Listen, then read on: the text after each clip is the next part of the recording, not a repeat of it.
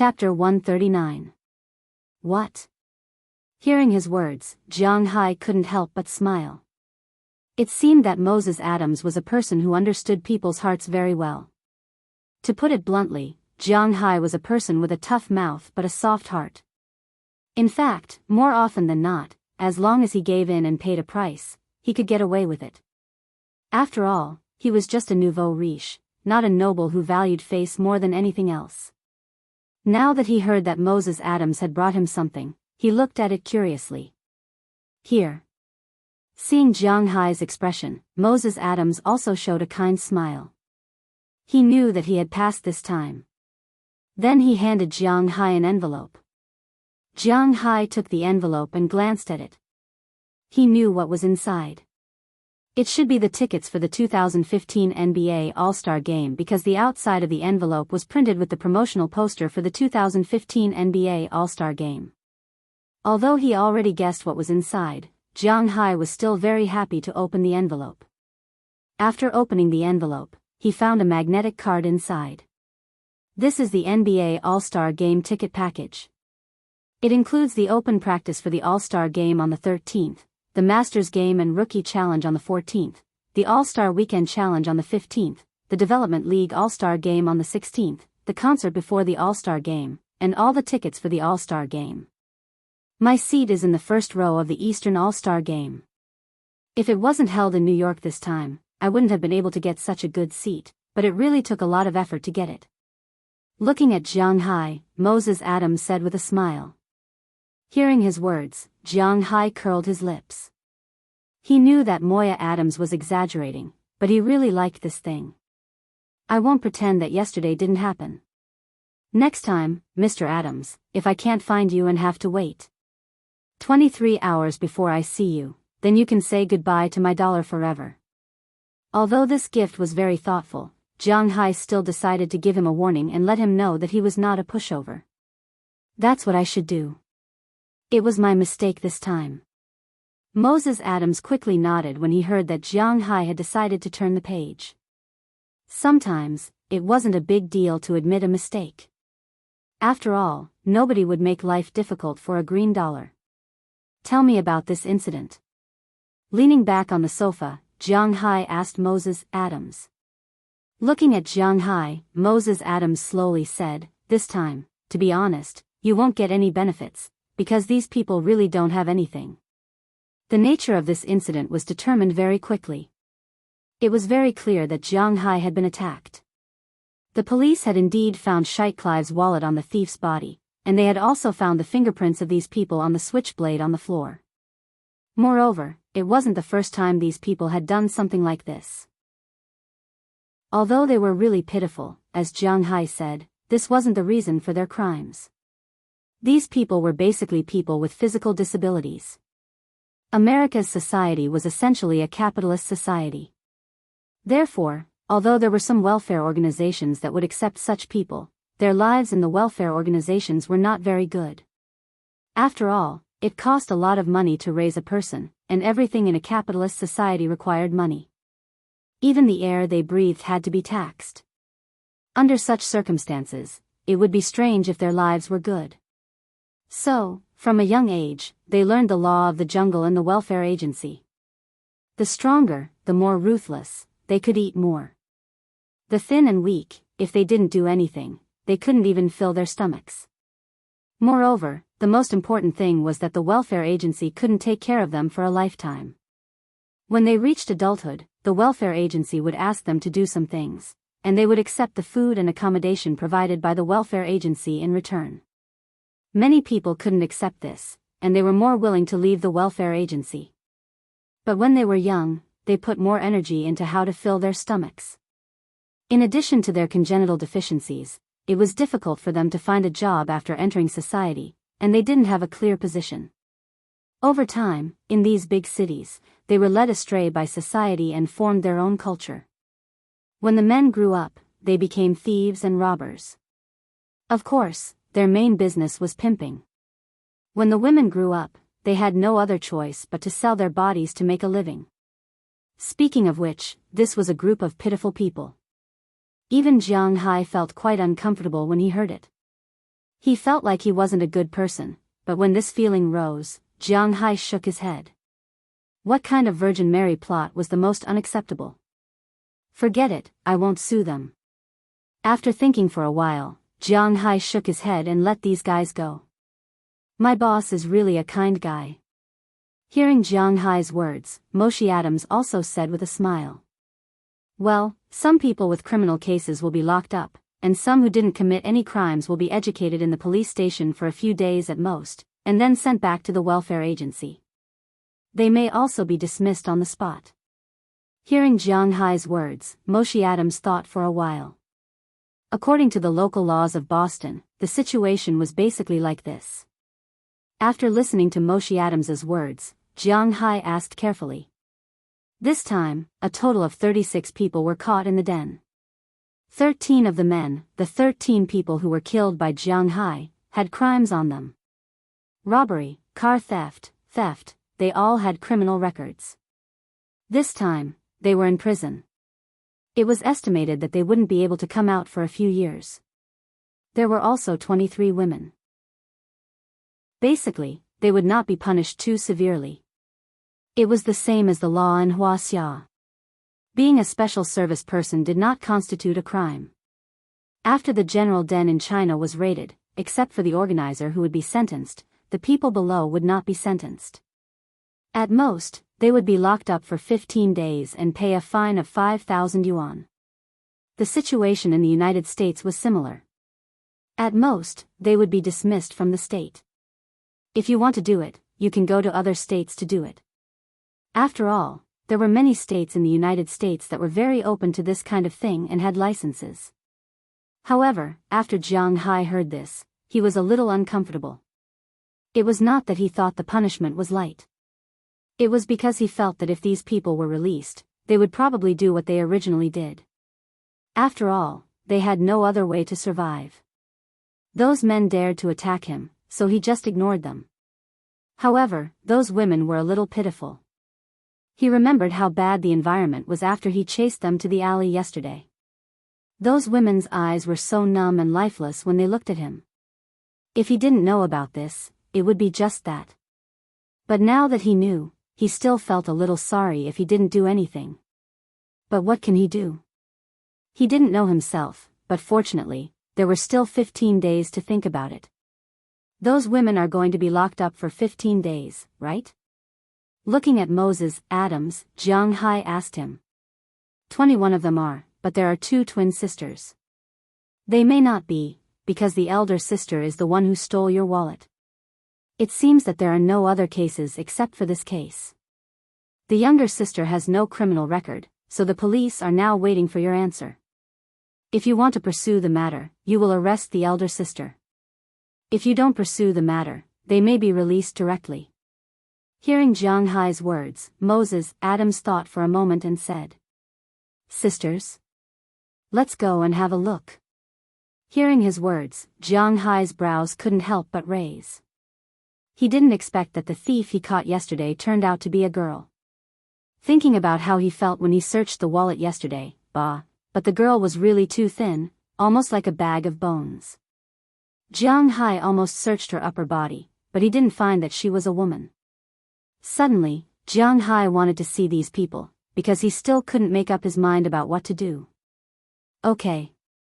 Hearing Jiang Hai's words, Moses Adams on the other side immediately responded. After Jiang Hai changed his clothes and suppressed the fishy smell, the two drove into the city of Boston, one in front and one behind. Soon they came to the police station where Jiang Hai came yesterday. Originally, he was very reluctant to come back, but now he had something on his mind, so he didn't think much and went straight in. Fortunately, the police here still remembered him. After hearing Moses Adams explain Jiang Hai's intention, they took Jiang Hai to the small cell in the police station. Although this was not a detention center, after all, the prisoners were caught in the police station. It was impossible to let the prisoners run around in the police station, especially a large number of prisoners. They still needed a place to temporarily hold them, and it was such a small cell. However, this small cell was much better than the cells in the prison. At least, they would not be treated unfairly. When Jianghu walked in, 3 of the 6 cells were full.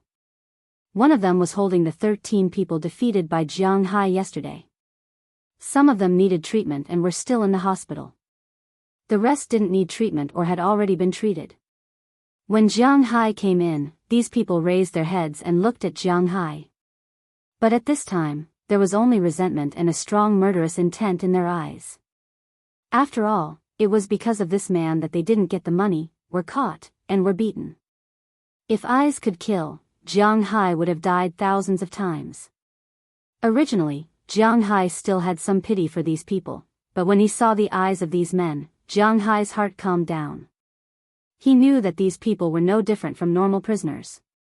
Maybe their starting point was different, but the result was the same. Even if he used his connections to release these people now, these people would not be grateful in their hearts.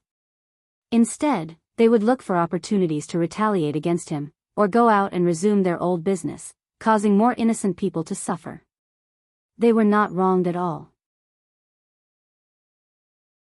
Chapter 140. Clang. Just as Jianghu walked past the male prisoner's cell, a girl suddenly jumped out of another cell next to it. The girl's hands slammed heavily on the iron bars of the cell. The loud noise also attracted Jianghu's attention.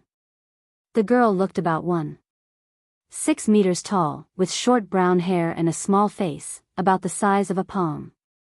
Her light blue eyes were very beautiful, but from the shape of her face, it could be seen that she was too thin. At the same time, the clothes she was wearing were also somewhat familiar to Jianghu. If there was no accident, this girl should be the thief he caught. After seeing Jianghu looking over, the girl quickly used her hands to say something to Jianghu. But unfortunately, Jianghu didn't learn sign language, so he didn't know what the girl was saying. I don't understand what you mean. Seeing the girl getting more and more excited, Jianghu said helplessly. She said that she knows she was wrong. She is willing to atone for her mistakes, but please save her sister. She didn't do anything bad. At this time, the policeman who led Jianghu and the others in said slowly. You can read sign language? Hearing the policeman's words, Jianghu asked him strangely. I used to be a volunteer. Seeing Jianghu so surprised, the fat policeman shrugged and said softly. Hearing the fat policeman's words, Jianghu turned his head and looked at the 2 cells in front of him. In these 2 cells, the girls were imprisoned. Different from the original alley, their clothes were cleaner. On each of their delicate faces, there was a pale and numb expression. Except for this girl and a girl standing not far behind her, who looked very similar to her, no one had any emotional fluctuations because of Jianghu's arrival. Perhaps for them, being alive might be more liberating than being dead, but human nature made them still struggle to live in this evil world. Jianghu was just one of the passers-by in their lives and didn't mean anything. Sigh, I originally didn't want to do anything to you. Those fellows deserve to be punished. As for you, you are all pitiful people. I came back this time to ask you, what are your plans after you come out? Seeing the expressions on these people's faces, Jianghu felt as if his heart had been punched. What kind of experience did they have to go through to have such despair? Jianghu used to think that when his parents left, he was the loneliest and most pitiful person in the world, but suddenly, he found that his most difficult days seemed to be far from the daily lives of these people. Although he was not a saint, at this moment, he hesitated and scratched his head. It seemed that he was regarded as a villain. However, it didn't matter if he was a villain, as long as he didn't do anything that made him unhappy. Hearing Jianghu's words, the girl, who was still gesturing quickly, couldn't help but stop for a moment. Then, she looked at Jianghu with some hesitation. Future. For them, the word future was illusory and unrealistic. How could they be qualified to talk about the future? Because they didn't know what would happen today. Would they starve to death? Would they be killed by others?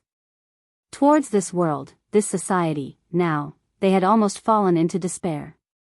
Perhaps their lives would be like this, day by day. They would be locked up here for 15 days, and then when they were released, they would go back to their old jobs. After all, this was the only thing they knew.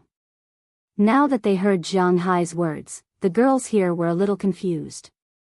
Listen, if I want to help you, then do you want to go back to the orphanage, find a job, or don't need me to care about you?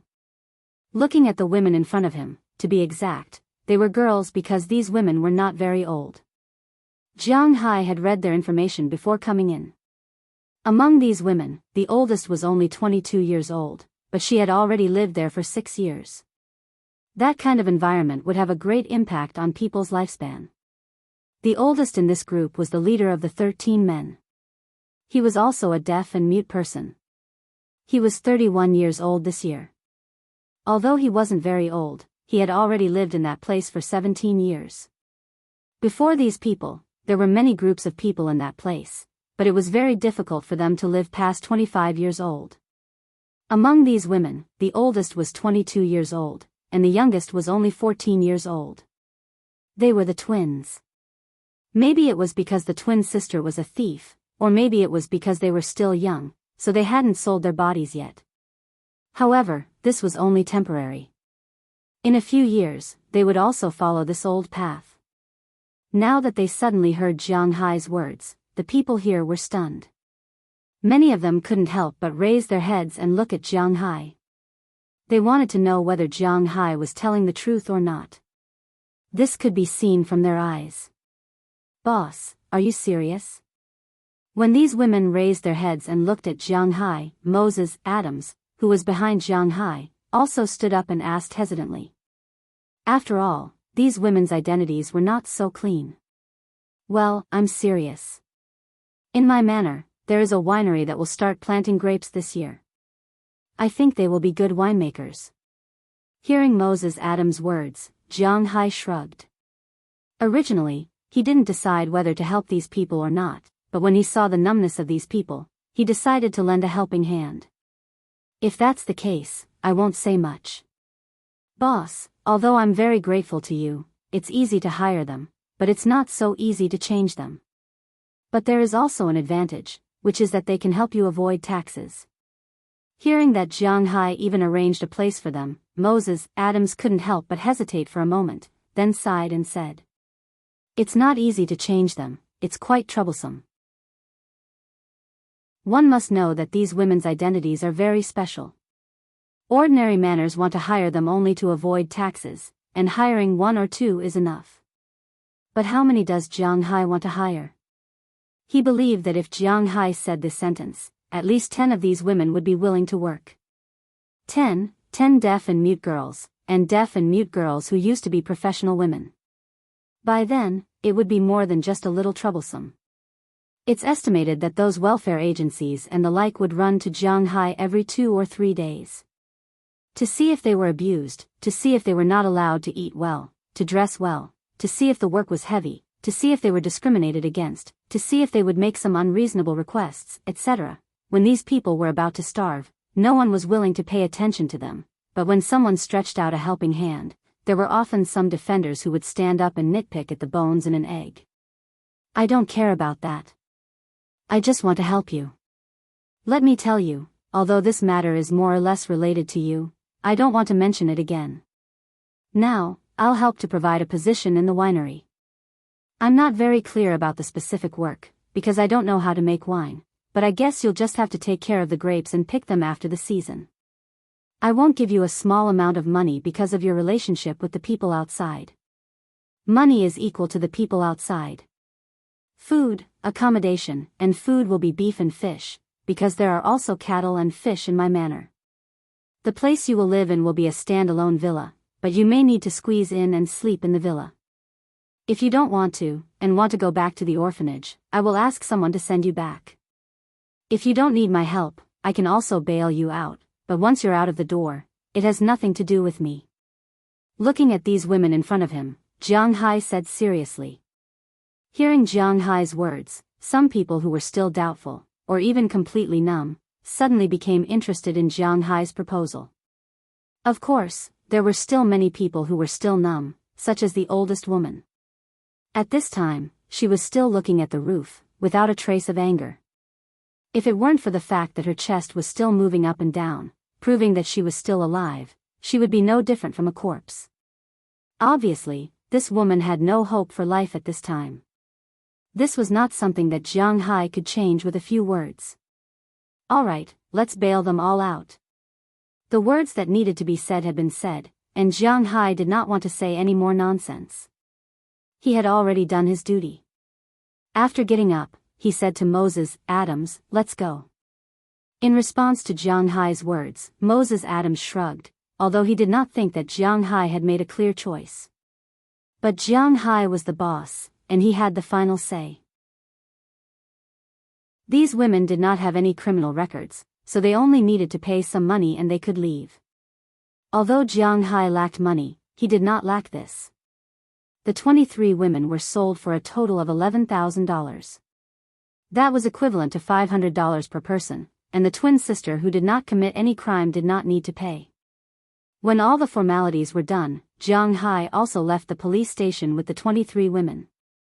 When they left, the 13 men on the other side kept reaching out, wanting to grab Jianghu or begging him to take them away. Unfortunately, Jianghu did not even look at them. After leaving the police station, 8 of the 23 women left alone. This was what Jianghu said. He would not restrict their freedom. They did not believe in Jianghu, and it could be said that they did not believe in this society and this world. So when they left, Jianghu did not try to persuade them to stay. This was not something that could be changed with just a few words. There were 15 women left, including the twins. Those under the age of 18 should go back to the orphanage. If you don't want to go back to your original orphanage, Adams will help them contact the orphanage in Boston. I will pay for the intermediate costs. Looking at the remaining 15 people, Jianghu hesitated and said. Chapter 141. As soon as they heard that they were going to be sent back to the orphanage, several of the remaining girls began to shake their heads immediately. Looking at their frightened faces, Jianghu was a little confused. What's going on? Unfortunately, he couldn't understand what the girls were gesturing, so after hesitating for a while, he went to the police station and caught the fat policeman. He asked him to act as a translator. After the policeman saw the girls' gestures, he explained to Jianghu. They said that they don't want to go back to the orphanage. They are not happy there. They don't have enough to eat every day. Who the hell, those damn orphanages? Under the policeman's explanation, Jianghu slowly understood. In fact, although it was called an orphanage, this thing was really not as beautiful as the movies and TV dramas. Although the orphanage was not for profit, they also needed to spend money. The food they ate was not grown by the wind. The water they used also needed money. The electricity they used also needed money. Quilts, beds, and other things also needed money. Even if the government had subsidies, it was just a drop in the bucket. Therefore, under such circumstances, the children in the orphanage were actually not very good. Some of the younger children were still fine. Other than reading the Bible every day and not having enough to eat, they basically did not need to do any physical work. As for what to eat, there was no need to think about it. Basically, the food they ate every day was mainly mud of various vegetables. It was good enough to not starve to death. The older children not only had to read the Bible every day, but also had to use their own hands to exchange for food because they ate more.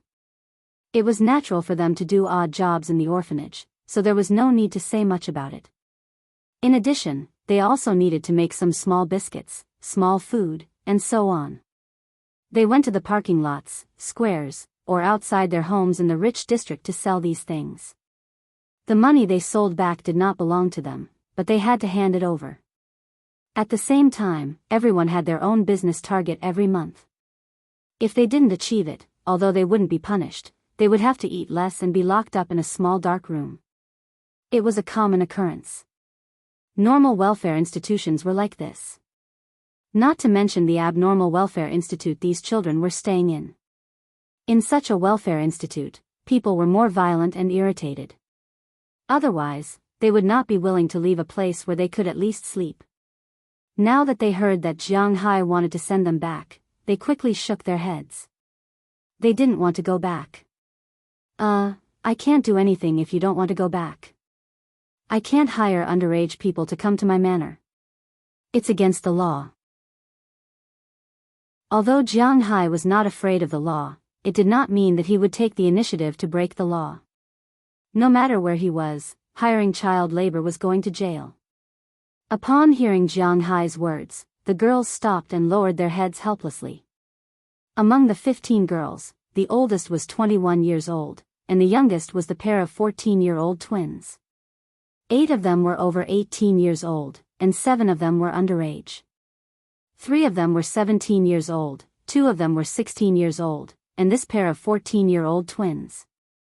How about this, you go back to the Welfare Institute first.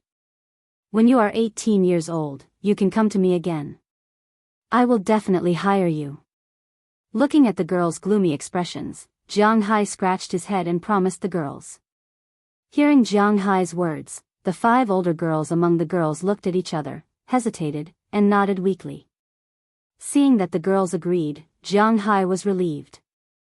He immediately called Adams to open a hotel nearby for the girls. Then he contacted the best orphanage in the Boston area. Tomorrow, the 7 girls will be sent to the orphanage. However, after entering the hotel, Jianghu booked a room for them and was about to leave. However, these girls would not let Jianghu leave. After all, their lives had just been rekindled with a glimmer of hope. If Jianghu left like this, what would they do? How would they know if Jianghu was lying to them? Looking at these girls who blocked his way and frantically said something in sign language, although Jianghu did not understand, he knew what they meant. In the end, Jianghu had no choice but to open a room in the hotel. Boss, I have to admit that you are a kind-hearted rich man. In fact, in my opinion, even if you are merciful, you can just give them some money. Because he still needs to call the Boston Welfare Institute tonight and sign a labor contract with Jianghu tomorrow. These girls are not ordinary people. The labor agreement they sign is not as simple as Robin's. These girls are still quite troublesome, especially when Jianghu hires so many girls at once. It is even more troublesome. Give a man a fish, and you feed him for a day. Hey, you don't understand. Do they lack money in that line of work? What they need now is not money, but they need to really integrate into this world and become a member of this society. What they need is respect and a job, not just some money that will be spent. Hey, you don't understand. Have you contacted the Welfare Institute? Hearing Moses Adams's words, Jianghu gave him a blank look and said with a serious face. Almost done. We have already contacted 3 families. They can accept 5 people, but there are still 2 people who are a bit troublesome. Hearing Jianghu's words, Moses Adams said with a serious face. Contact them even if it's troublesome. Hearing what he said, Jianghu snorted. Why bother looking for a lawyer? With such a sentence, Jianghu went to his room first, and Moses Adams also smiled bitterly. If it weren't for Jianghu being a high-quality client, he wouldn't have served him. It's too troublesome. For the first time, he heard that a lawyer had to arrange a welfare institute for some orphans. He really didn't take him seriously as a lawyer. But considering that Jianghu gave him a lawyer's fee based on time, he sighed again. As long as Jianghu gives him money, even if he asks him to pay for him to find a special service person, he has to accompany him, right? So he just shook his head and entered another room opened by Jianghu. Because Jianghu wanted to save trouble, he booked a room on the first floor of the hotel. 15 girls plus 2 men, 1 room for each. He doesn't need this money. Anyway, it's just 1 night. It doesn't matter. After Jianghu entered the room, he sat on the sofa in the room, turned on the TV, and flipped through the hotel's TV program in boredom. For him, he actually didn't care much about the past of these girls, or the future, or what happened to them. The reason why he did this today was because he didn't want to waste time talking about it. At the same time, it was also because he really had a hidden heart. But what will happen in the future, he didn't want to think about it at the moment, and he wasn't prepared to think about it. If these girls don't work hard, then he will dismiss them without any hesitation. But others don't know, Jianghu's 6th sense tells him that these new girls will work hard. What happened later also confirmed Jiang Hai's conjecture. These girls really cherish the opportunity when they have it.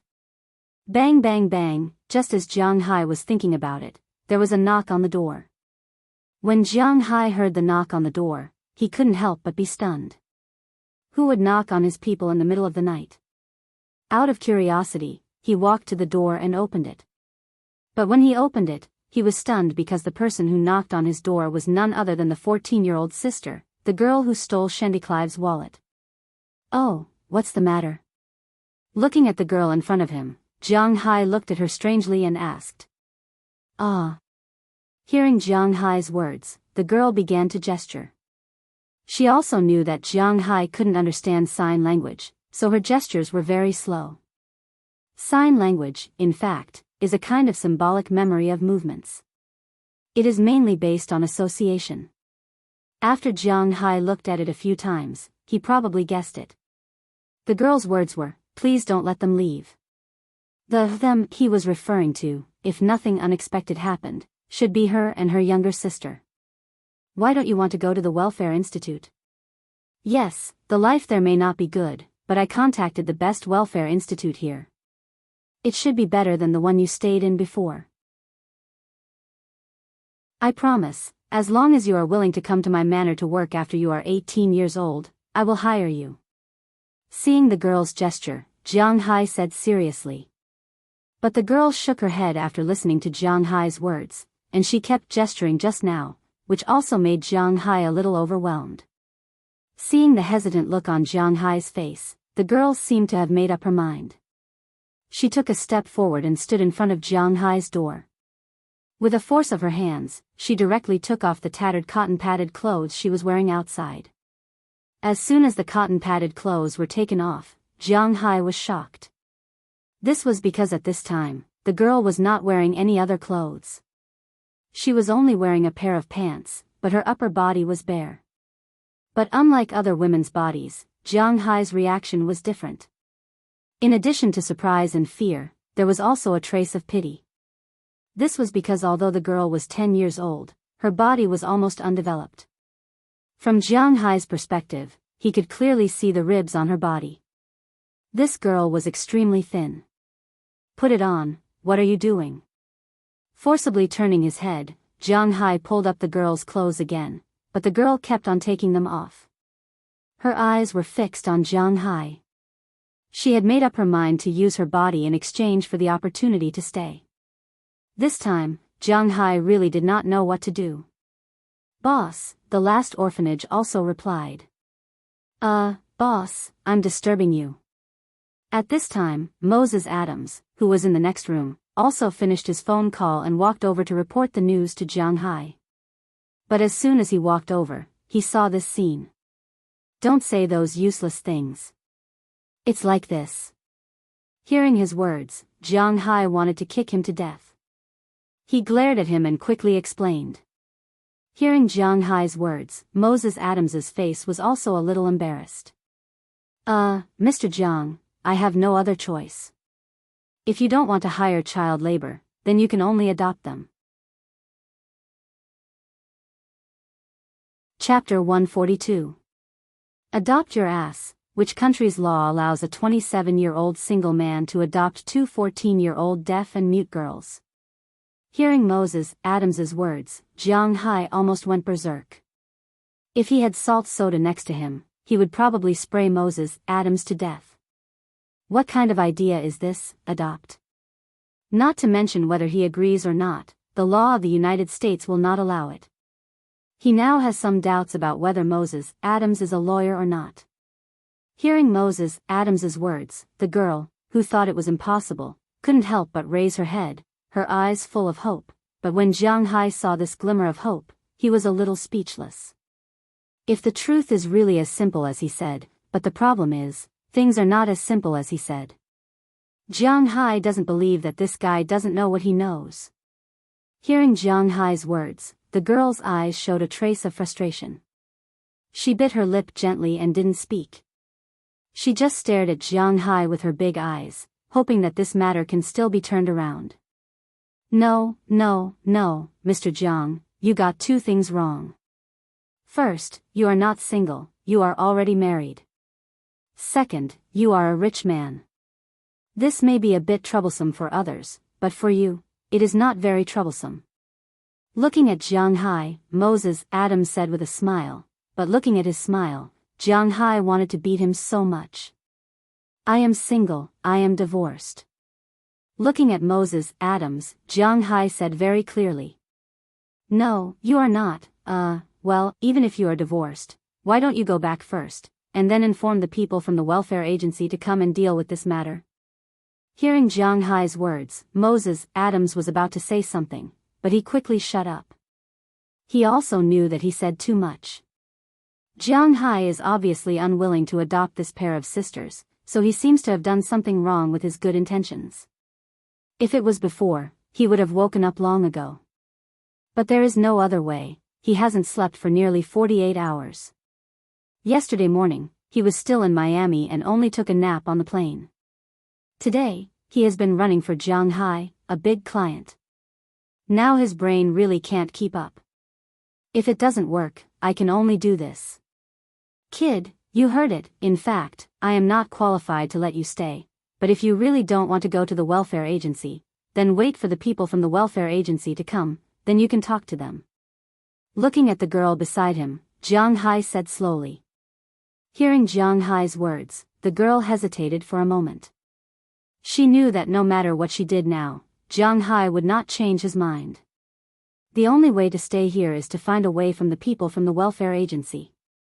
Thinking of this, she nodded, then bowed to Jianghu and returned to her room. When she returned to her room, her sister had been waiting for her in the room for a long time. As soon as she saw her sister coming back, she immediately rushed over and began to gesture with her hand language. Unfortunately, she didn't get the information she wanted to know from her sister. Then, she pouted helplessly and sat back on the bed listlessly. They really didn't want to go back to the welfare agency. For them, living there was really similar to staying in prison. Not to mention freedom, it was difficult to even eat and not be bullied. Otherwise, they wouldn't have been able to escape from there. For them, the only thing they wanted now was to find a warm place where they could eat. Originally, Jianghu's place would be as beautiful as heaven, but unfortunately, Jianghu didn't seem to let them go. Don't worry, I will find a way.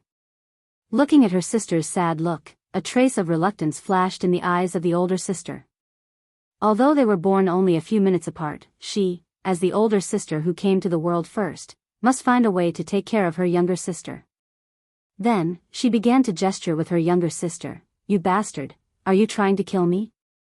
Also, you said that I'm not divorced, what do you mean? I'm clearly divorced. After the girl left, Jianghu couldn't help but punch Moses Adams. He couldn't help but grimace, but he didn't complain or fight back. After all, he still wanted to keep Jianghu as a client, and most importantly, he did say something wrong just now. Sir, I just checked your information. You are registered to be married in Wuxia. Moses Adams said with a grin while rubbing his shoulder. Hearing his words, Jianghu frowned. He couldn't figure it out. Sir, you're not an immigrant, but an investment green card, so the immigration office doesn't care if you're married or not. You can fill in whatever you want. Moses Adams shrugged, probably seeing Jianghu's doubts. Obviously, the people in the immigration office wouldn't say no to a client who wanted to invest hundreds of millions of dollars. They wouldn't say no to a client who wanted to invest hundreds of millions of dollars, let alone a non-immigrant. Even if it was a real immigrant, they wouldn't say much. Giving two nationalities in exchange for hundreds of millions of dollars of investment, and also solving the problem of more than a dozen jobs. Most importantly, there was nothing more cost-effective than increasing local taxes. King U.S. Empress. Hearing Moses Adams' words, Jianghu cursed secretly. At the same time, he thought that he should have been divorced. After all, after the last phone call, he said so harshly. Chile wouldn't tolerate it anymore. But now, he wasn't divorced. What was going on? What is Chile going to do? Muttering in a low voice, Jianghu walked into the room with a suspicious attitude. As for Moses Adams, he breathed a sigh of relief. Jianghu didn't mention his mistake just now, so he escaped. But what does this guy mean? Does he want to keep the two girls or not? Looking at Jianghu's closed door, Moses Adams touched his chin helplessly because he really couldn't see through Jianghu. In fact, he wasn't the only one who couldn't see through Jianghu. Achoo. At this time, in the capital of Wuxia, on the top floor of a commercial office building in the CBD, Qi Li, who was standing in front of the floor-to-ceiling window and looking at the foggy capital at this time, couldn't help but sneeze. Then she rubbed her nose with some distress, walked to her desk, picked up the mink coat on the back of the chair, and put it on casually. She tightened her clothes, walked to the window again, and looked out of the window where she couldn't see anything. In fact, the prosperity of a country was inseparable from industrial development, and as long as industrial development was inseparable from pollution. At present, China had always been determined to develop a strong national strength, so it was inevitable that they didn't pay too much attention to environmental protection and the like. Jianghu still remembered that when he went to the capital when he was young, he could still see the blue sky. In his hometown, Ice City, the blue sky was also the main theme of life, but he didn't know when the haze began to become the main theme of this world. It was fine in summer, but in winter, after central heating began, it was difficult to see clearly in the northern land beyond 5 meters. It was only when it snowed occasionally that these dirty things could be seen clearly. To be honest, although such an environment caused a lot of trouble for people, the industrial development of a country was always inseparable from these things. What was called developing China? It was a country that had always been developing. What was called a developed country? It was a country that had stopped developing and reached a balance.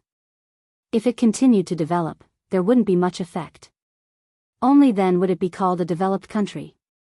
A few decades ago, the United States environment was even worse than China's.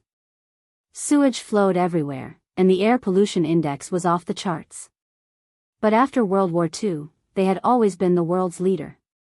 Their development quickly left other countries behind by a few, or even dozens of streets. After they had enough advantages, they began to patiently manage it. The current environment in the United States wasn't as beautiful as a painting, but at least in terms of air quality, it was definitely much better than China's. It couldn't be compared to some deep mountains and forests. Just comparing the air quality in the cities was indeed much better than China's. And in some rural areas, the air quality was even better. Of course, this had nothing to do with Qi Li at this time. Although she stood in front of the window, she could only vaguely see the outline of some buildings in the distance. She stood here not to look at the scenery or to get some fresh air, but to think about something. She was thinking about this morning's call from her mother, asking her if she was going back for the new year. After all, it was already the middle of January. There was less than a month left before the new year. Whether she was going back for the new year was naturally the most important thing for every parent. Now, Qi Li's mother was the only one left. If she said that she didn't go back, she would feel uncomfortable in her heart. After all, it was the new year. She also hoped that she could stay at home. But if she wanted to go back, Jianghu was destined not to go back with her. How was she going to explain it? Tell the truth, or what? But how was she going to say this? It had been half a year since Jianghu left the country. In this half a year, she didn't know why, but she had been hiding the news that Jianghu was not in the country. But now that the new year was coming, she couldn't hide it anymore. What should she do? This damn guy really knows how to give me problems. Qi Li slammed the window in front of her hard. But unfortunately, no matter how hard she clenched her teeth, Jianghu couldn't hear her. President Qi, are you still going to the banquet tonight? At this moment, the office door opened a crack. Her assistant looked at Qi Li, who was in a bad mood, and asked carefully. Qi Li didn't answer. Instead, she turned around and left. Feelings were feelings, career was career. She was no longer the person who needed relationships to survive. Chapter 143. The next morning, Jianghu took the girls to the mall and bought them a new set of clothes. Although Jianghu was stingy with himself, not that he was stingy, but he really didn't like those upper-class clothes, he was quite generous to others. He bought everyone a new set of clothes, and none of them were cheap. The 15 girls who stayed cost Jianghu nearly $20,000, which was equivalent to more than $1,000 per person. This was something that the girls couldn't imagine in the past. As the saying goes, clothes make the man, and saddle makes the horse. You could tell at first glance that the clothes made the man. Although these girls had some congenital defects, when God closed a door for you, He would always open a window for you. Because these girls didn't have enough to eat all year round, and because they lived in a house, they were all quite thin. The fattest girl was no more than 50 kilograms. Their skin was especially white and tender. Most importantly, those men weren't blind. Since they wanted these girls to do that kind of service, they would definitely look for them. Therefore, when these girls changed into new clothes, they were definitely looking for very beautiful girls. Therefore, when these girls changed into new clothes, they were no longer in the same state as they were yesterday. If it weren't for the inferiority complex they had developed over the years, they would have been models on the catwalk if they had a more confident attitude.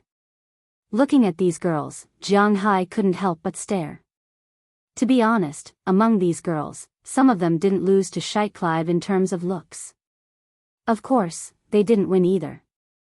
Among these girls, the ones that attracted Jianghu's attention the most were the twins.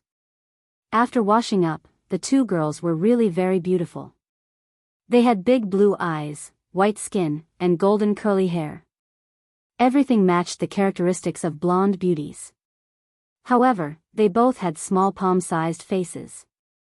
Their facial features were delicate and pretty, but they also looked very cute.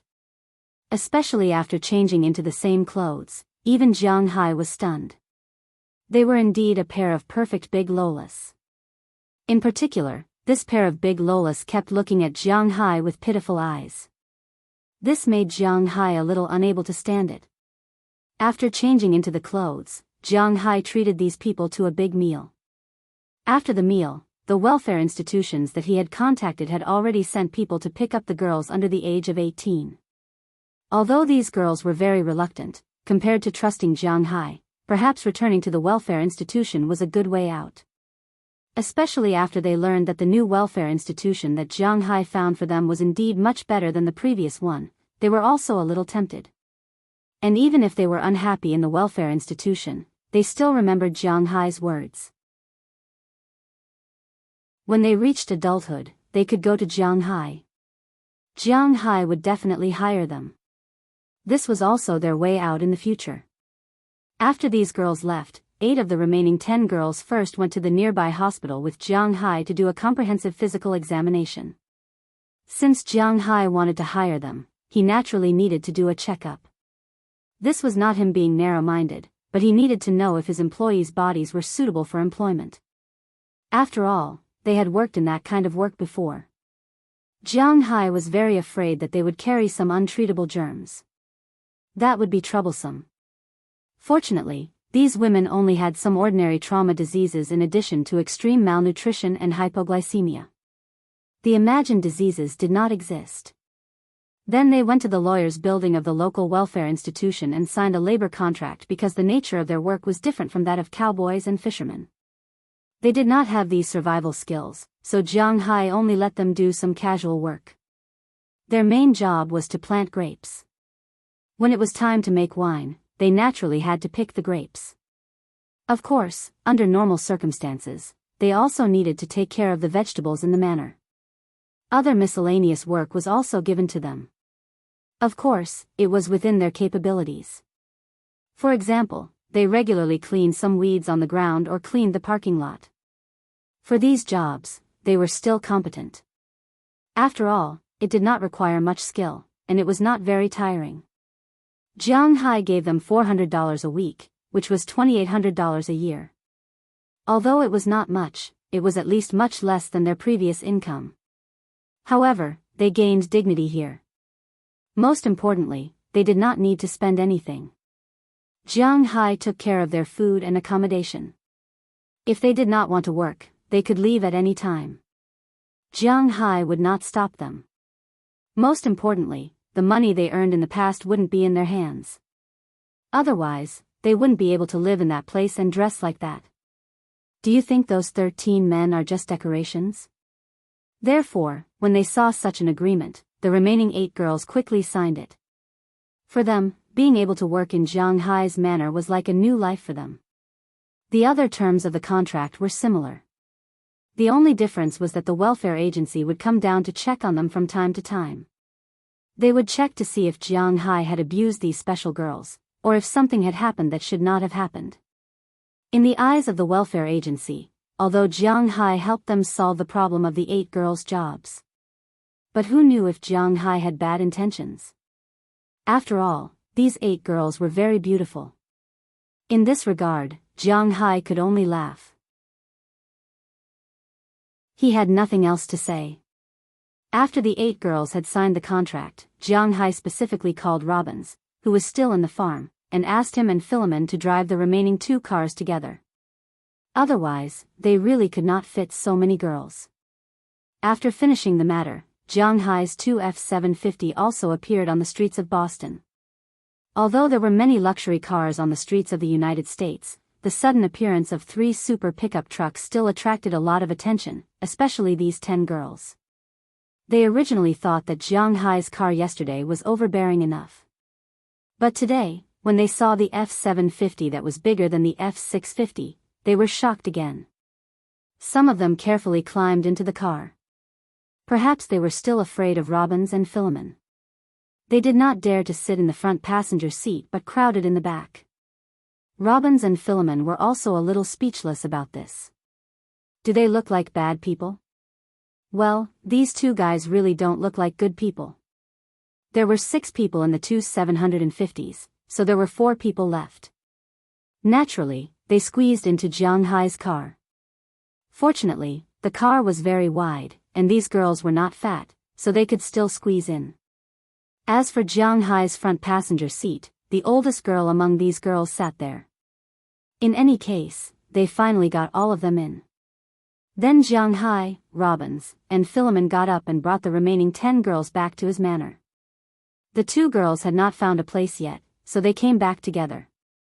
Jianghu made an appointment that the people from the Welfare Institute would come to pick up the 2 girls tonight. As for whether the 2 girls would leave or not, he really had no idea. As for Moses Adams, after watching Jianghu sign the contract with these girls, he left first. As for him, he did not run away, but went to contact the Welfare Institute. Although he was a little uncertain about Jianghu's situation. But since Jianghu said so, then he needed to do what Jianghu said literally. He couldn't really ignore these 2 girls, so he could only bring them back together first. Aphrodite, this is our manor. Not long after, Jianghu's motorcade had already seen his manor from afar. Pointing at the huge manor in front of them, Jianghu said to the girl beside him. Because he had signed the contract, Jianghu also knew the names of these 10 girls. The girl sitting beside him was called Aphrodite Arnold. She was a French girl, 21 years old this year, but was the oldest of these people. When Jianghu had asked who would stay, she had been the first to stand up. Although he didn't know her very well, Jianghu could tell that she had always been filled with a glimmer of hope for a new life, and Jianghu was the catalyst for her hope. It's beautiful. Looking at the snow-white manor in front of her, Aphrodite's big eyes sparkled as she gestured lightly. What's so beautiful about it now? It's all snow. It'll only be beautiful when spring comes. This is a green sea of grass, there's a slender beach road in the middle, and further east is a real ocean. That's what's beautiful. When I first came here, I was also a hothead. They asked for 280 million, so I bought it for 280 million. Now that I think about it, it's really a bit of a loss.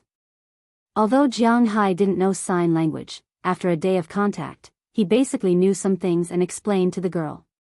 Hearing Jianghu's words, Aphrodite also laughed silently. At this moment, she looked like a 21-year-old girl. Aphrodite was full of hope for her new life, and among the 3 girls in the back row, only one of them had similar feelings. This girl was called Janice Joy, one of the people signed by Jianghu. She just happened to be 18 years old this year.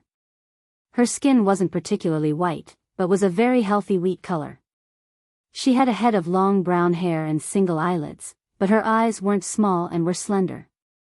She looked especially flirtatious, but her personality was also very naive. At this moment, she was also lying there, looking at the scenery outside. This was where she would be working in the future. As for the remaining twins, they were still thinking about it. However, on this day, Jianghu didn't completely gain nothing from them.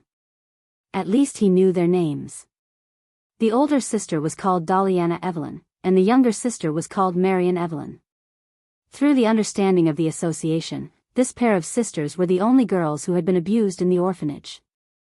When they were 12 years old, the two sisters escaped from the orphanage and were later found by one of the 13 men. Originally, after a few years of recuperation, they would come out to work like the others. However, in order to not let her sister get hurt, Daliana learned how to steal. Every day, she stole some money to exchange for food. Just like that, 2 years passed. Chapter 144. Because there are indeed a lot of you, and I have to leave 2 rooms for the winemaker, you can only squeeze in for the time being. Jianghu returned to his manor with the girls.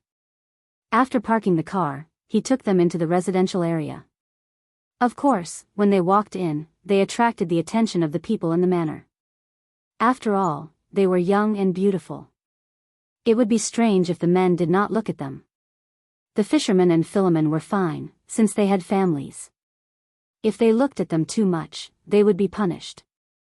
Robbins, Birkdaler, and Edward Anderson were old, so they just looked at them. However, Belle and Harriman were somewhat stunned.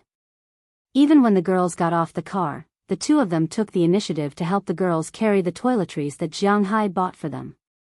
This action startled the girls. They were still very vigilant towards others, so they didn't want Harriman and Belle to touch their things. They would rather carry it themselves. Zhao Hai nodded and said, all right, all right.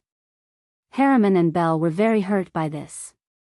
Now, the only person these girls could trust was probably Jianghu. Although Jianghu did not show it on his face, he was actually very happy. After driving away Harriman and Belle, who wanted to flatter him, Jianghu took them to the back of the villa area. Then Jianghu arranged for them to live in 4 small villas in the residential area. There were 16 small villas in Jianghu's residential area, which were divided into 3 rows. The first row was Jianghu's big villa. Then, with Jianghu's villa as the starting point, there were 5 small villas in a row. The right side was directly connected to the cowshed. In the middle of each small villa, there was a space to ensure their private world. Then, there were 5 villas in the second row, and 6 villas in the third row. Now, 10 rooms were occupied: Robbins, Birkdaler, Philemon Turner, Harriman Fells, and Belle Lester. Each of them lived in a room in the first row. After all, they were the ones who chose the rooms first. The fishermen recruited by Jianghu, led by Edward Anderson, lived in the villas in the second row. Jianghu arranged 2 villas for the new girls, who lived in the third row. Originally, Jianghu didn't need so many people. After all, if it was replaced by some normal men, just taking care of the grapes, planting vegetables, doing odd jobs, and so on, 4 people wouldn't be enough. But who told him to pity these girls? It's not crowded, it's not crowded. Thank you, thank you. After hearing Jianghu's arrangement, Aphrodite and the others, who were originally standing behind Jianghu, immediately gestured. These villas all had more than 2 rooms. Not to mention individual rooms, even 1 room was excellent. They had been looking at Jianghu's villas just now. To be honest, Jianghu's villas were not worse than the villas in the suburbs where the rich lived in the Boston area. Even if they were not as rich as the rich, it would not be a problem for them to be comparable to ordinary white-collar workers. Because when Jianghu was decorating these small villas, he bought all the things that he needed to buy. The house had lights, beds, wardrobes, geothermal heat, electrical appliances, and so on. Although it could not be compared to Jianghai's main villa, it was still very luxurious and comfortable. Jianghai had already told them to turn on the geothermal heat in advance. Therefore, when the girls entered the small villa, the temperature had already reached 26 degrees Celsius. It was a very comfortable temperature, at least in the eyes of these girls. You don't have to be too polite with me. After all, you have to work here. If you have any problems in the future, you can come to my main villa to find me at any time. If you encounter any danger, there's a phone in the house. If it's not convenient for you, just press the button. Remember to lock the door. Although the people in my manor should be good people, you must be vigilant. Looking at the nervous girls in front of him, Jianghai smiled and said, then continued to introduce them to each other. By the way, can you cook? Don't starve yourselves. After thinking for a while, Jianghai suddenly asked the girls. Their identities were indeed a little special. It might not be good for them to eat in other people's houses. After all, they were different from him. And he did not have a professional cook here. If they did not know how to cook, it would be troublesome. No need, we all know how to cook. Hearing Jianghai's words, Aphrodite gestured. After all, they used to live in the orphanage, and the children in the orphanage, except for the very young ones, would be arranged to do some work when they grew a little older. For example, it was very normal for them to help in the kitchen. Therefore, their cooking skills were different. However, they would not starve to death. Seeing that they all knew how to cook, Jianghai was relieved. Then, he brought these girls to his house. Here, Jianghai introduced the pets that the girls gave him. In fact, they were mainly Little White and Little Yellow. This was to prevent the two from accidentally injuring them. When the girls saw the two pets, they were very scared, especially Delina and Marion. They had dealt with these dogs a lot in the past. After all, where they lived, there were a lot of stray dogs. And these stray dogs were a threat to these people for a long time. However, these two dogs were different from those ferocious dogs that would bare their teeth when they saw them. They were very obedient. When Jianghai was talking, they just sat there obediently and looked at the girls in front of them with their big eyes. After Jianghai's voice fell, they sniffed the girls and then left. After the two dogs left, the girls couldn't help but breathe a sigh of relief. Although they didn't know why, the two dogs gave them too much pressure. Seeing the girls relaxed, Jianghai didn't say much. This was also a test, a show of strength. But now, it seems that the effect was good. Then, Jianghai brought them to the warehouse. When Jianghai opened the warehouse, the girls were shocked. In Jianghai's cold storage, there was a lot of meat hanging. These were the meat that Luo Binsi and the others wanted to eat because their consumption was really high, especially after the 5 fishermen joined. So, every time they killed a cow, Luo Binsi and the others would give the best beef to Jianghai. The rest of the beef would be put in the cold storage.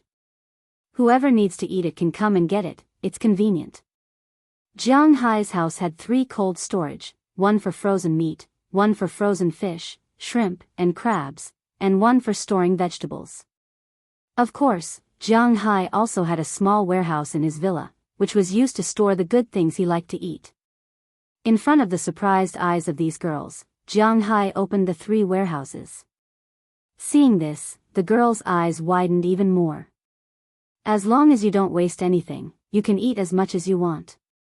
As long as you can eat it, you can take it back to eat. You can choose to come and take some every day, or take more back. The place where you live also has a refrigerator, but the frozen food is not very delicious. Looking at the performance of the girls, Jianghai smiled. The expressions of these girls made him very satisfied. Hearing Jianghai's words, the girls also calmed down. Before coming here, they had already arranged who would live with whom according to their close relationship. At this time, they also sent representatives of each family and walked into the cold storage. Compared to vegetables and seafood, they now prefer to eat meat. After all, the Boston area is close to the sea. The fishing here is abundant all year round, and the price of seafood is not high. As for vegetables, although the vegetables in the United States are also very expensive, the people in the United States don't eat this kind of thing.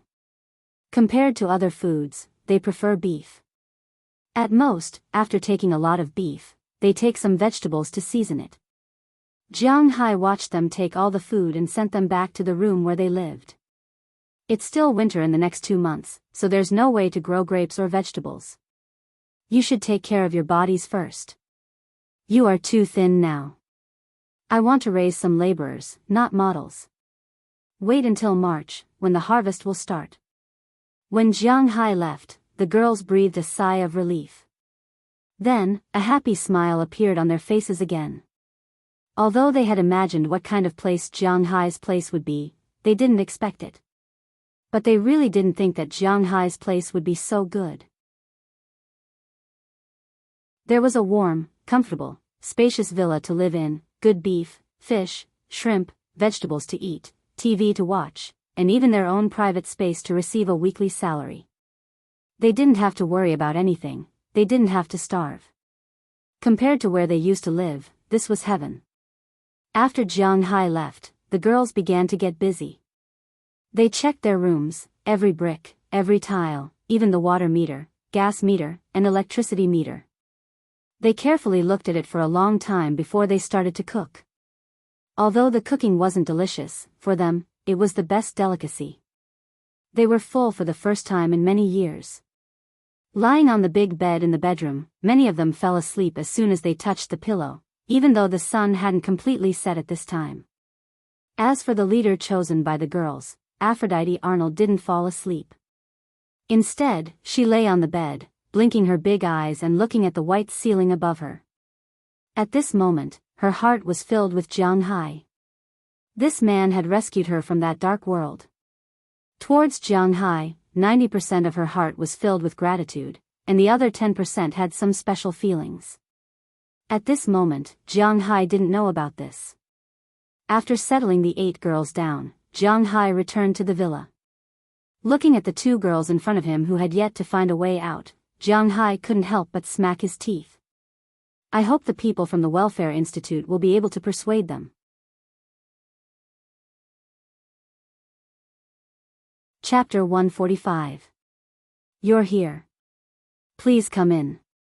It turned out that whether it was at home or abroad, the effect of government agencies could be improved. Even with Moses Adams's face, 2 staff members from the Boston area's welfare agency came to Jianghu's manor when the sky was already a little dark. Under the guidance of Moses Adams, they came to the door of Jianghu's villa. After parking the car, a man and a woman got out of the car. Both of them were white. The girl looked like she was in her late 20s. She was very beautiful, but she was not particularly young. The wrinkles next to her nose were deep. She had white skin and brown hair. She looked very American. There was also a man who looked to be in his 30s. He was white. To be exact, in the Boston area, there were not many people of color because in the earliest days, this place was actually a disaster area for racial discrimination. But later, because this was also a metropolitan area and the academic center of the United States, under the intervention of the American government, this place became a key area to rectify discrimination. Today, although the majority of white people in the Boston area were of Irish descent, the discrimination against people of color was gradually disappearing. Except for some old people who still maintained their original views, people in their 30s and 40s had restrained their character. But obviously, this guy didn't seem to belong to this group, because when he saw Jianghu, he couldn't help but frown. Originally, he thought that since this manor was so big, the owner here would probably be a kind old white man, but he didn't expect it to be a yellow young man. This made him reduce Jianghu's score in his heart. Jianghu didn't care about this. They could see him as they liked, but they couldn't show it. Jianghu was quite a narrow-minded person. If these guys dared to show off in front of him, he would not let them go easily. Hello, my name is Kelly Marie. This is my colleague, Carlos Barron. We are here to pick up the girls. Hearing Jianghu's words, the woman couldn't help but smile and greet him. The man nodded and then entered the room under Jianghu's signal. As soon as they entered the room, they saw the Evelyn sisters sitting on the sofa watching TV. When the sisters saw the two strangers coming in, they instantly became alert. "Hello, my name is Kelly. You can call me Big Sister Kelly. I'm here to pick you up." Seeing the vigilance in the eyes of the two girls, the woman gestured as she walked in front of the two girls and looked at them. Unfortunately, even though she had a smile on her face, the two girls tried their best to shrink back, unwilling to get close to her. Seeing the vigilant look of the two girls, the woman also sighed. It seemed that it was not going to be easy. "You don't have to be afraid. I don't mean any harm. You can't always stay in someone else's house. You will disturb him." Looking at the two girls, the woman continued to gesture. "No, we won't leave. We want to stay here. We can work in exchange for food." Seeing the woman's gesture, the elder sister Daliana Evelyn's immediately followed. "No, you can't. You are still too young. If he hires you, it will actually harm him. Do you understand?" But before she finished her gesture, the woman had already interrupted her and said to them with a serious face. But after hearing her words, the two girls were still unmoved. They just shrank back, shook their heads, and waved their hands. They were unwilling to leave no matter what. The woman continued to persuade them, but the two girls were determined. Jianghu and the others stood there for half an hour. During this time, the woman tried to persuade them, but it was to no avail. The two girls were determined not to go with them. At this time, the man who was standing behind them couldn't bear it anymore. He walked in front of the woman and reached out to grab the two girls. At the same time, he said, "Sister, you're not going to go with me." At the same time, he said, "Don't talk nonsense with them. Just take them away. These two girls are determined to stay here. You can't persuade them to leave." When his voice fell, the man had already grabbed the two girls' arms. The woman beside him, Kelly, was hesitating whether she should do this or not. But judging from the current situation, it seemed that she didn't have much choice. If they didn't take them away by force, they would probably return empty-handed today. These two girls had been malnourished for many years.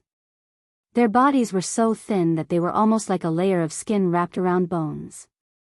Being pulled off the sofa by this man, the younger sister, Marian Eveline, was almost scared out of her wits. She just struggled hard and didn't want to be pulled away by this man. On the other side, her elder sister, Daliana Eveline, was struggling hard. She even forcefully hit this man's arm. However, it was a pity that her strength wasn't enough to move this man. "You!" Seeing this guy's rude actions, Jianghu subconsciously became angry. He stepped forward to stop this scene, but just as he took a step forward, he was stopped by Moses Adams beside him. "If you don't want them to stay, then you can only watch them leave." Moses Adams looked at Jianghu and said seriously.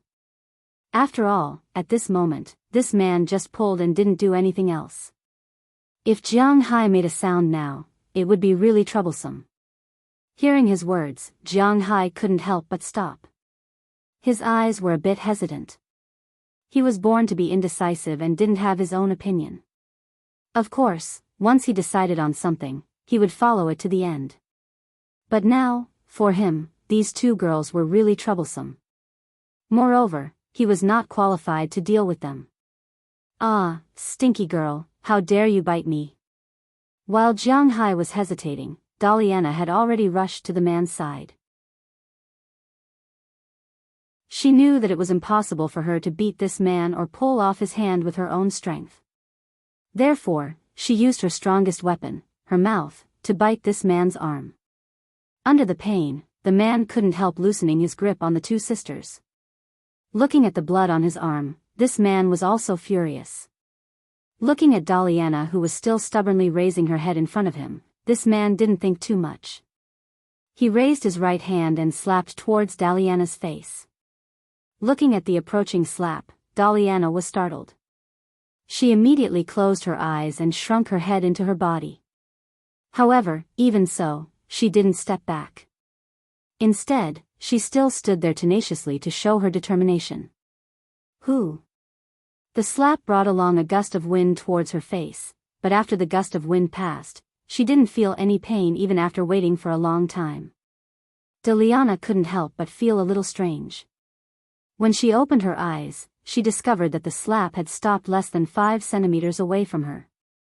The slap was still the same one, but on the man's wrist, there was a hand that wasn't very big, but firmly grasped there.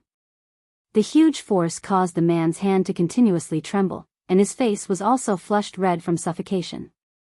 Needless to say, the owner of this hand was obvious. The only person here who had the ability to block this attack was Jianghu. Is this how you deal with these kids? Looking at this man in front of him, Jianghu's voice was a bit cold.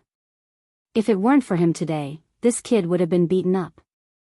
Looking at the 2 girls who were curled up like kittens in front of him, Jianghu's heart was burning with anger. F***ck off, yellow man, you're not a good person either. Since you've decided to send them to the welfare organization, they have nothing to do with you. Don't think that I don't know what you're planning to do by hiring so many deaf and mute girls. Hearing Jianghu's words, the man grinned and roared angrily. But fortunately, after he said the word yellow, he took back his words. Otherwise, Jianghu would have directly made him unable to speak the rest of his words. But now, what he said shocked Jianghu. In all honesty, when he brought these girls here, he really didn't have the slightest bit of dirty thoughts. He just pitied these girls and wanted to find a way out for them. However, this guy's words made Jianghu quite unhappy. At that time, Jianghu's hand gradually increased in strength. At the same time, Jianghu tried to break the guy's hand. But this guy couldn't break free from Jianghu's grip. Jianghu's expression changed. The huge pain made him a little confused. At that time, he kicked Jianghu without thinking, but Jianghu was faster. He kicked back and the man's leg was crooked. Then, the huge pain and the soreness in his leg made him kneel on the ground. Looking at Jianghu's murderous gaze, he had no other choice but to scream. Please stop. Mr. Jiang, calm down. Seeing this scene, Kelly and Moses Adams on the other side immediately shouted at Jianghu. Hearing their words, Jianghu's original anger gradually subsided. When he let go of his hand, he kicked out. It happened to kick this guy in the chest and sent him flying. Fortunately, Jianghu didn't use all his strength, but the kick still made the man vomit on the ground for a long time. Mister, don't you think you went a little overboard? The woman immediately ran over and checked her colleague's injuries. Although he didn't suffer any internal injuries and didn't have any broken bones, it was obvious that Jianghu had taught him a lesson. Especially his right hand. At this time, Jianghu had pinched his wrist until it was purple and black. She estimated that it would take at least 10 days to half a month to recover. Although there was no fatal injury, it still made the woman very angry. She stood up and said to Jianghu, "Overboard? Why didn't you say anything when he was about to hit them? Or are you used to treating these girls like this?" Hearing the woman's words, Jianghu raised his eyebrows and shouted at the woman.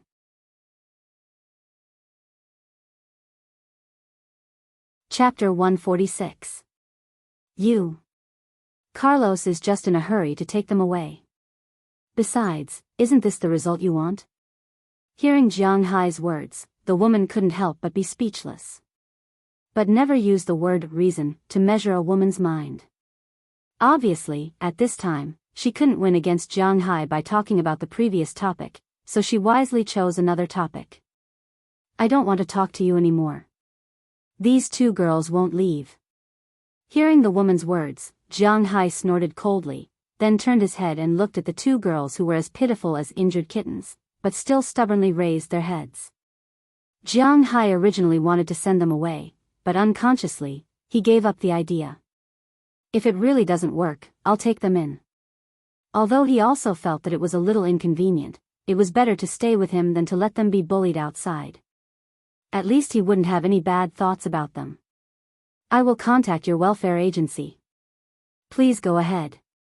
Hearing that Jianghu had made up his mind to adopt these 2 girls, Moses Adams shrugged, although he felt that Jiang Hai was taking off his pants to fart and wasting his time.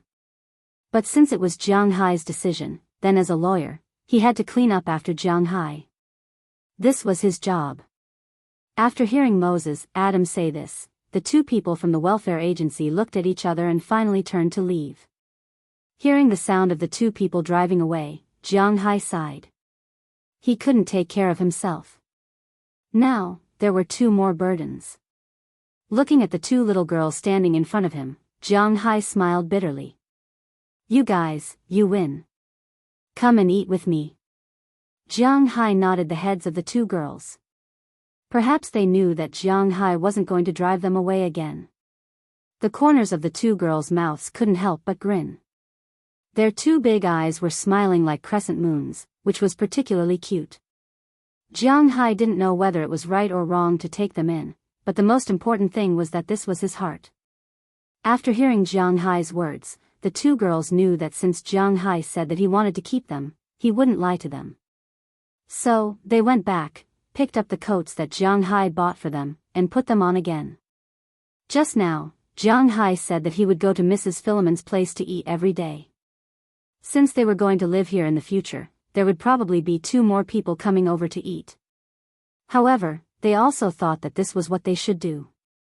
Since Jiang Hai had decided to let them stay, then in the future, the problem of eating Jiang Hai's meals, cleaning the house, washing clothes, and even warming the bed would naturally be their job.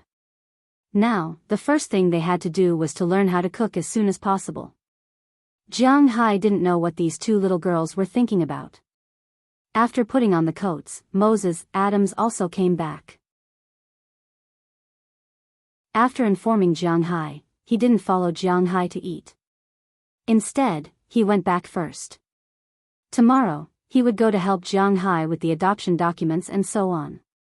These things naturally had to be done by him as a lawyer. As for why he didn't eat, Jiang Hai didn't ask him to stay. Instead, he sent $1,000 to his account. This was also the fee for his hard work today. The other lawyers' fees were calculated separately. This was to make up for his meal. After receiving the text message, Moses, Adams didn't refuse. After all, he was helping Jiang Hai mainly for the money. There was no need for him to refuse the boss's money. If you want a horse to run, you have to feed it. Jiang Hai knew this very well. After Moses, Adams left, Jiang Hai took the two girls to Mrs. Philemon's house. When Mrs. Philemon came back, she didn't go to the cowshed. She was still watching TV in the living room. Seeing Jiang Hai bring the two girls over, she was a little surprised. Boss, didn't you say you would send them to the orphanage? When they were in Boston, Philemon had asked what to do with the girls after they were sent back to the manor. The 8 girls were already adults, so they could be hired as employees. These girls came from poor backgrounds. Now that they had the opportunity to live a stable life, they would probably be good employees. However, these 2 girls couldn't be. In the United States, it was illegal to hire child labor and illegal labor. Among them, illegal labor wasn't a big deal, but child labor wasn't a small matter.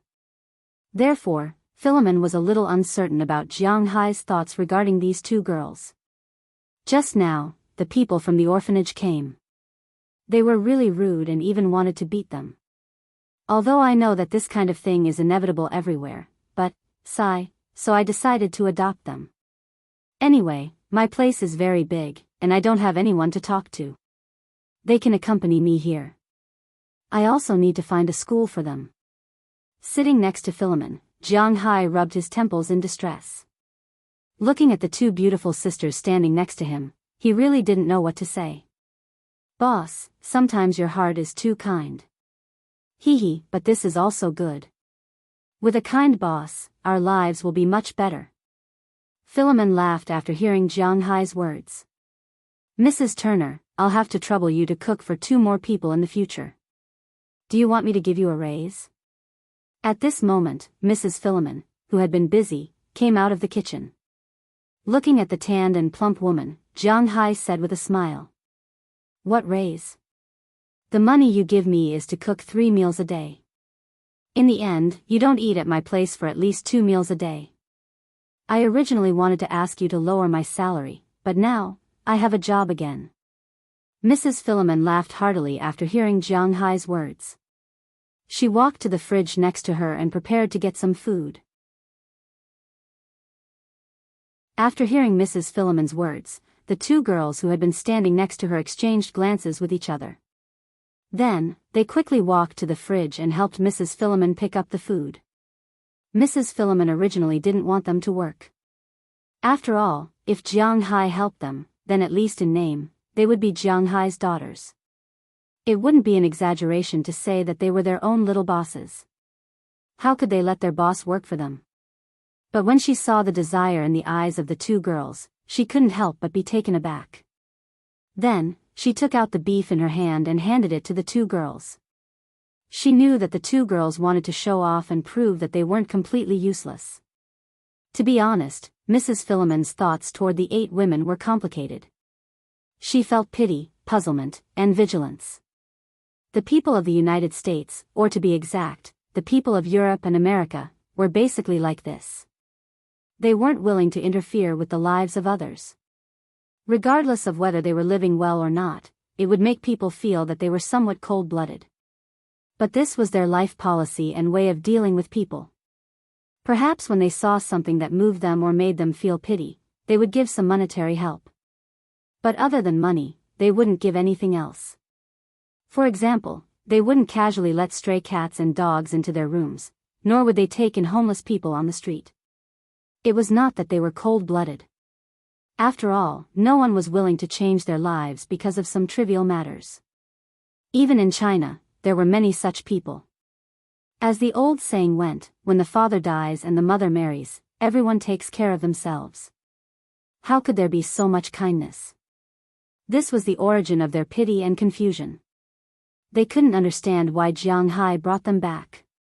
Based on their understanding of Jiang Hai, he didn't seem to have the intention of keeping the 8 girls at home. As for their vigilance, it was because they had also heard about the origin of these women. They didn't have proper jobs in the past. Although their backgrounds were somewhat pitiful, they were still employed in that kind of profession. It was already good enough that ordinary housewives didn't look at them with hostility. But it could be foreseen that these women would look at their husbands with unprecedented intensity. However, such complicated thoughts were mainly directed toward the 8 women. Daliana and Marian were obviously not among them. Mrs. Philemon was quite fond of the 2 girls, so she brought them into the kitchen. Seeing this scene, although Jiang Hai wanted to say something, he didn't. This was because he didn't know how he felt about the 2 girls. Now, he felt pity for them, but when he thought about living with them in the future, Jiang Hai. Hee. After waiting for a long time, a very Boston-style dinner began. Although Daliana and Marian ate well yesterday and today, their hearts were actually hanging in the air because they didn't want to go back to the orphanage. And Jiang Hai insisted on sending them back, which made them very afraid, so they didn't eat properly during the meal. This time, the 2 girls were finally relieved, and they ate freely. Jiang Hai was stunned when he saw this. Thinking about it, they hadn't eaten such delicious beef, fish, and soup for a long time. If it weren't for the fact that he was afraid that they would eat too much, Jiang Hai estimated that they could eat for the whole night. After eating, although the 2 girls were full, they still stood up and helped Mrs. Philemon clean up the dishes. After everything was done, Jiang Hai took them back to his villa. Jiang Hai's villa was very large. Usually, there were only 5 living creatures in it: Jiang Hai, Goldie, Xiaobai, Dai Teeth, and Chirps. Chirps had been captured for a long time, but it hadn't grown up yet. Although it didn't look like a bald chicken, its range of activity was still limited to Jiang Hai's room. As for Dai Teeth, Goldie, and Xiaobai, they were running around. When Jiang Hai came back with the 2 girls, the 3 little guys also greeted them. They also had an impression of the 2 little girls, but although they were enthusiastic, the 2 girls had a natural fear of dogs. Okay, you guys go play by yourselves. Don't scare them. They will be our family in the future. After kicking the 2 dogs' butts, Jiang Hai chased them aside and said with a smile. The 2 dogs heard Jiang Hai's words and looked at each other.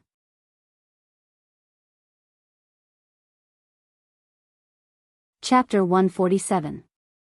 Perhaps with their IQ, it was difficult for them to understand what family was, but they also understood that there would be 2 more people to please in the future. Therefore, after wagging their tails at the 2 girls, they lay down and played in the distance. As for Jianghu, he took the 2 girls upstairs. In the future, since you're going to stay here, come and take a look at your rooms. This is my room, the master bedroom. Your rooms are next to mine. These 4 guest bedrooms have all been renovated. You can go and choose which one to use as your room. As they walked to the 2nd floor, Jianghu introduced them. When they reached the 2nd floor, Jianghu saw that the door of his room was open. Needless to say, this was the masterpiece of Dai Teeth. Usually, Jianghu and his 4 pets always lived together, and only Dai Teeth knew how to open the door. Since Dai Teeth learned this skill, the 2 dogs didn't need Jianghu to open the door for them to go to the toilet every morning. Otherwise, do you think Xiaobai would be so kind to let Dai Teeth sit on her head? But a single man's room. Even if the 4 pets were more obedient and there was no strange smell in the room, there would naturally be a lot of garbage. As soon as they went upstairs, they saw that on the big bed, there was an unfolded quilt, and the curtains were not open. The open door had a lot of clothes, socks, and even underwear piled up. Although Jianghu was not obsessed with cleanliness, it was inevitable to change underwear every day. A man's underwear was easy to smell, and Jianghu was still a single man. Cough, cough, it was a bit off topic, but as soon as they went upstairs, Jianghu blushed because his room was indeed a bit too messy. After pretending to walk over and close the door, Jianghu pointed to the 4 rooms next to the girls. These were the 4 guest rooms, but now they were going to be the 2 girls' rooms. After Daliana and Marian looked at each other, they pushed open the doors of the rooms next to them and looked inside. Jianghu hadn't entered these 4 rooms since the renovation, but sometimes, when he asked the housekeeper to clean up his room, they would also clean up the guest rooms, so there was no strange smell and dust in the room. When they pushed open the door, the 2 girls' mouths turned into an O shape in surprise.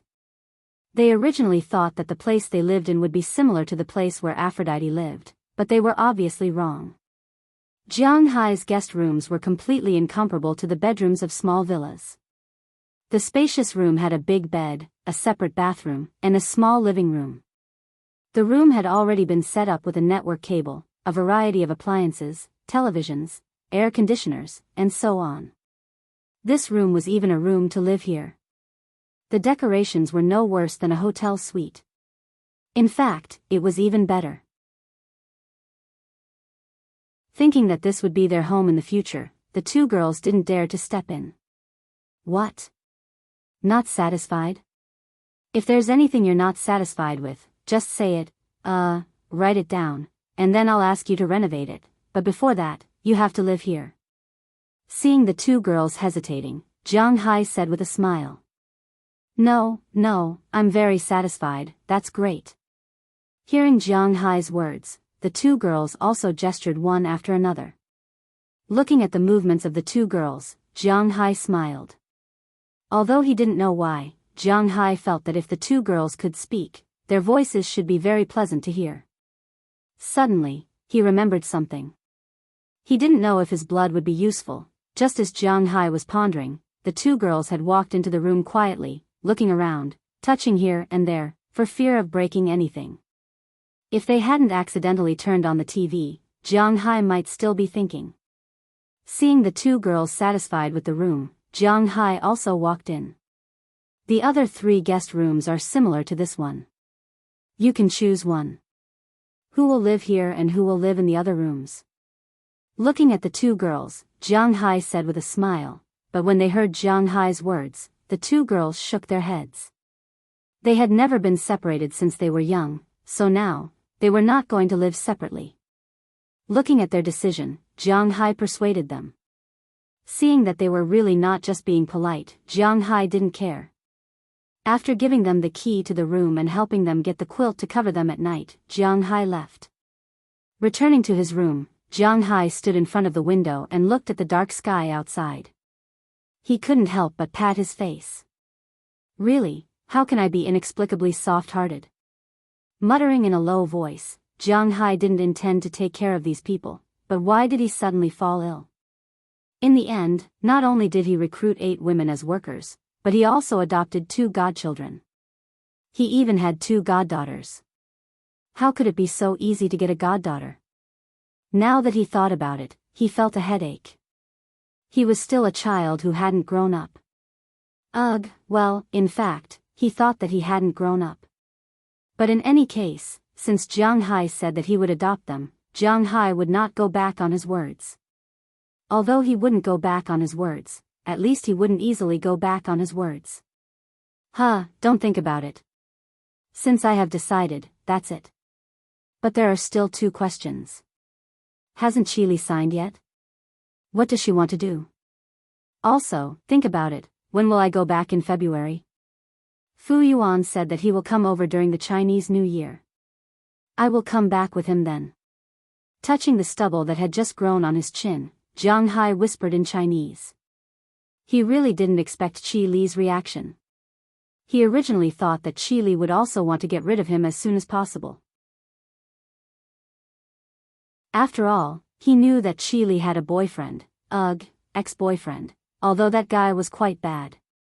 But women, emotions would always prevail over reason. What's more, she was about to marry that man at one time. Moreover, she was a woman. It was useless for her to keep such a big family business. She would get married and have children sooner or later. Maybe in a few years, she would get involved with that man again. The reason why Jianghu thought so was not without reason. After all, he was Qili's legal husband, but the 2 had been married for more than a year. Not to mention doing other things, they didn't even see each other more than one hand. At first, he was jealous and annoyed. He would also call Qili to fight for something, but later he understood. In Qili's heart, there was no him at all. The 2 were not people living in the same world at all. Perhaps the intersection of worlds would create some intersection points, but as far as he was concerned, those intersection points were just illusions. Therefore, Jianghu didn't care about what Qili thought in her heart. A long time ago, he wanted to end this wrong marriage and start over. Finally, he was successful now. He was now a rich man, and his life had nothing to do with Qili.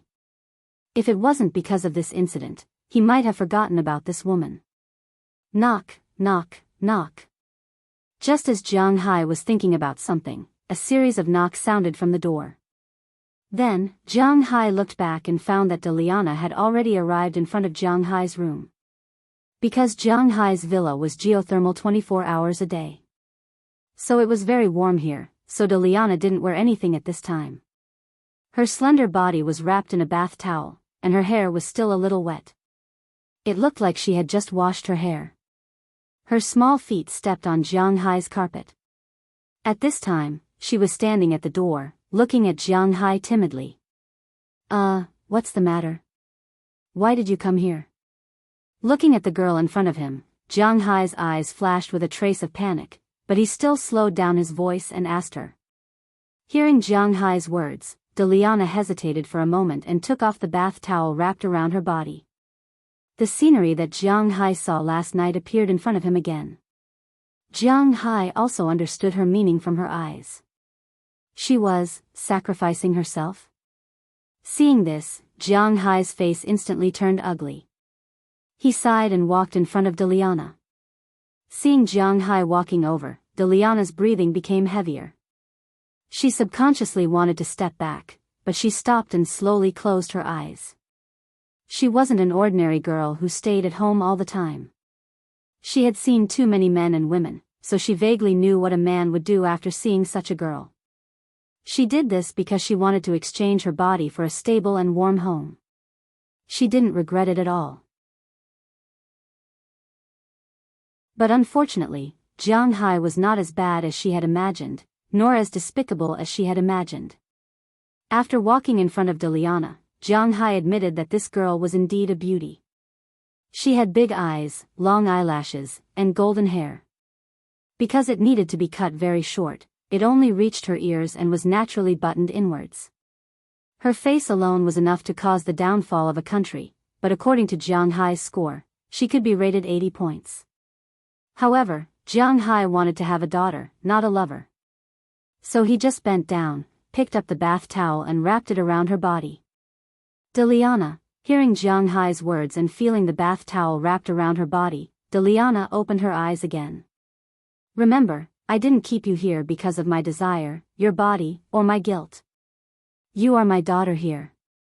Of course, you can also treat me as your friend, but we don't need to use our bodies. We only need to communicate with each other through our minds. Do you understand? I hope this is the last time, understand? A pair of black eyes stared at the blue eyes in front of her. Jianghu's words entered the girl's ears word by word. Sometimes, tears were so unbearable. Originally, the girl was stubborn even when she was caught and was about to be beaten. But after hearing Jianghu's words, her tear ducts unconsciously developed. Big drops of tears rolled down from her eyes and fell on Jianghu's carpet. Looking at Jianghu's serious face, Deliana nodded seriously and then threw herself into Jianghu's arms. Touching the girl's hair in front of him, Jianghu laughed at himself. It seemed that he was also changing.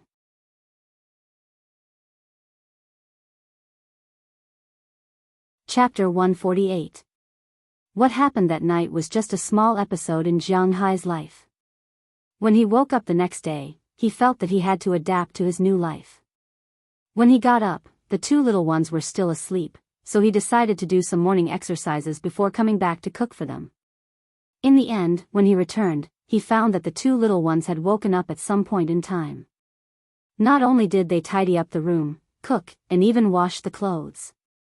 In fact, the most important thing was Jianghu's clothes, socks, and underwear. Looking at the underwear hanging in the bathroom on the first floor, Jianghu's face couldn't help but twitch. He felt a little embarrassed. However, he still accepted the girl's kindness. Perhaps in their eyes, they were troubling Jianghu here because they had to do something for Jianghu. It was not bad to deal with some housework. After breakfast, Jianghu took the two little ones and the 8 girls to the town of Winthrop. He gave the 8 girls a month's salary in advance. After all, they also needed to buy things. Jianghu wanted them to be independent, and they were very willing to do so.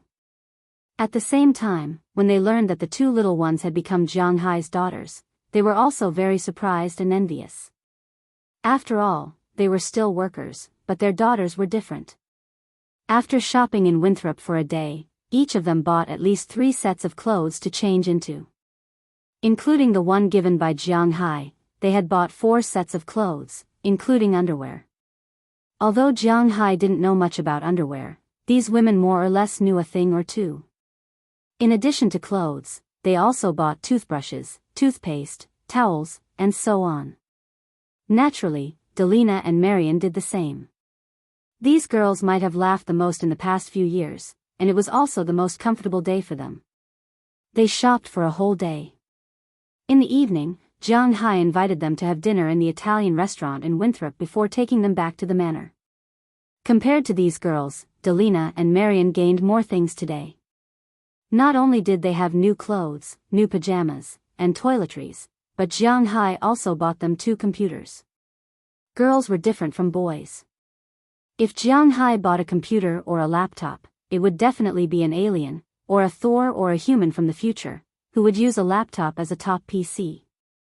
However, Delina and Marian didn't know how to choose these things. In the end, they chose 2 3-star computers.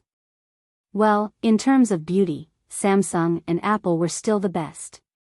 However, Apple's computers were not ultra-thin, while Samsung's computers were not. After buying all the things, Jianghu and the others completed their task for the day. The next day, Jianghu continued to go out to sea. After all, he still had work to do. When he went out to sea, naturally, he was teased by the old fisherman for a long time. But Jianghu also gave them a warning. These girls were his employees, so these people shouldn't have any thoughts that they shouldn't have. When they heard Jianghu's words, these people's faces became sullen. Obviously, Jianghu was not the only one who had such thoughts. Their wives also had the same thoughts.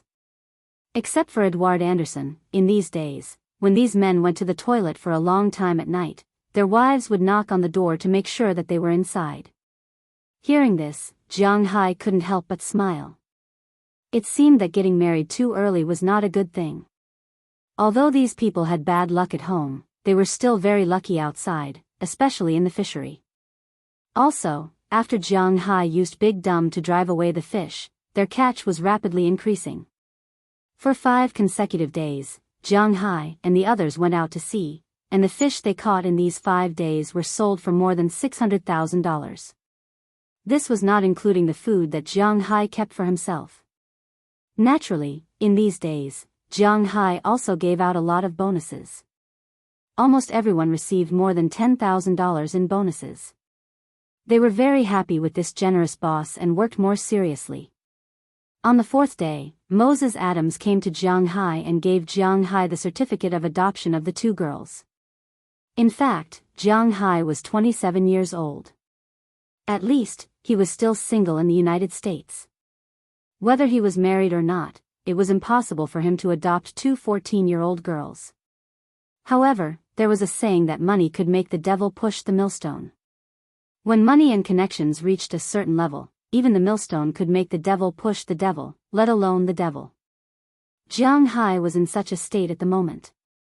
He had spent $200,000 on the adoption certificate.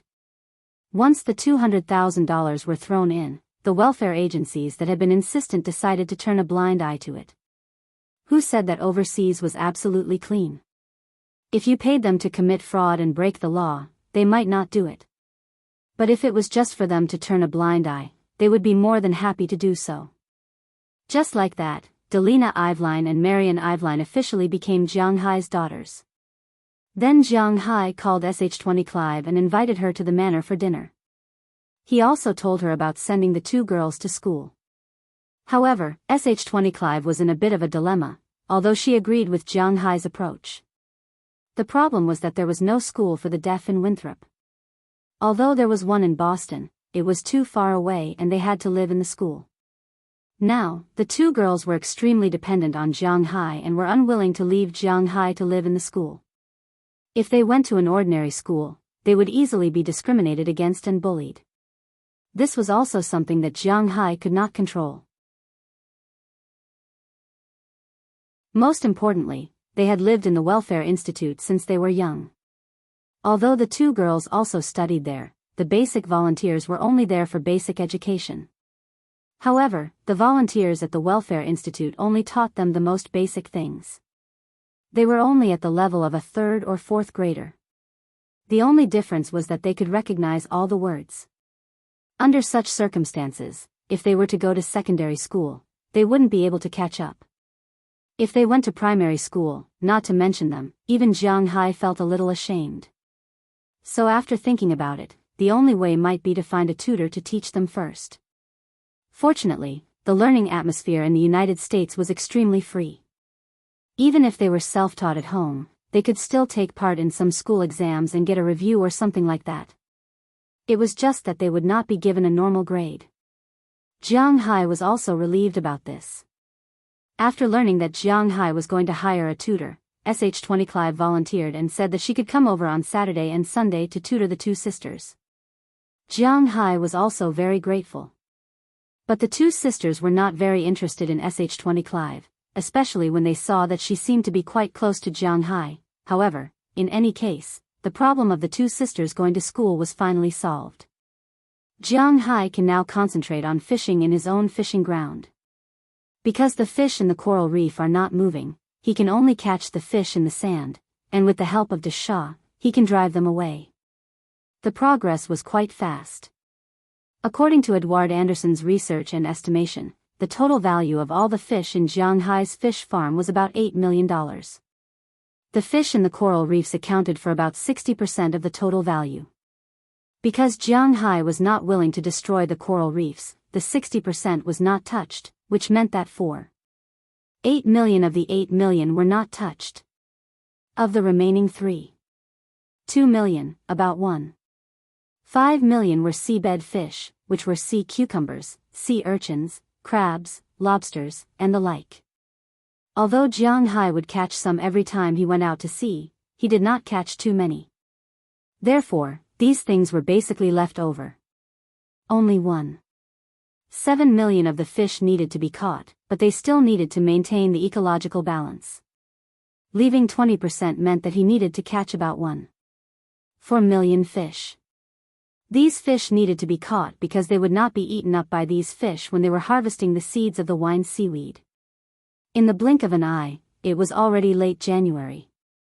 Jianghu's income from pure fish sales had reached his initial expectations. There were even some unexpected gains, such as the blue marlin caught at the beginning.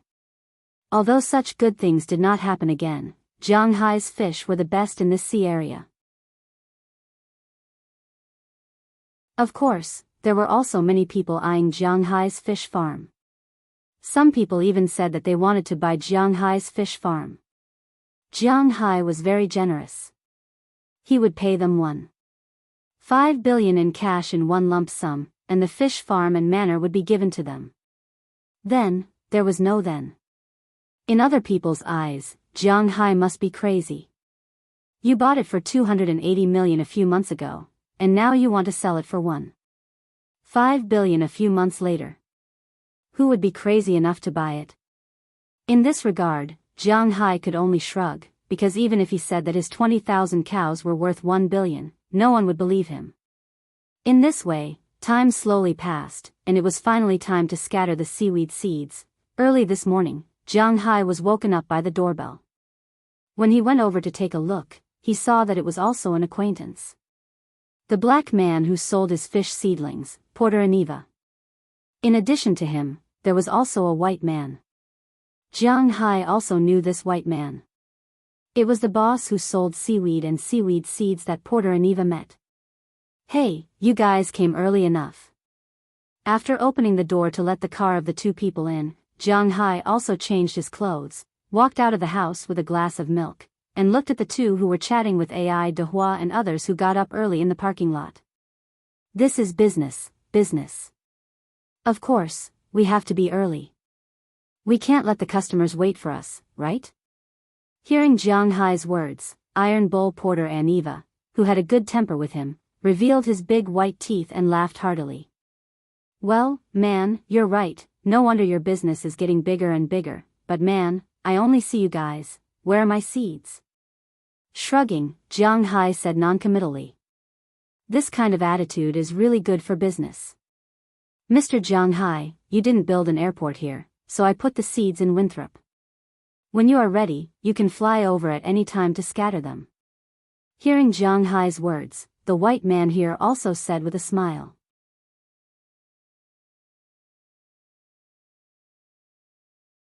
Chapter 149. Using a plane to scatter seeds of seaweed and seaweed was not as easy as one would imagine.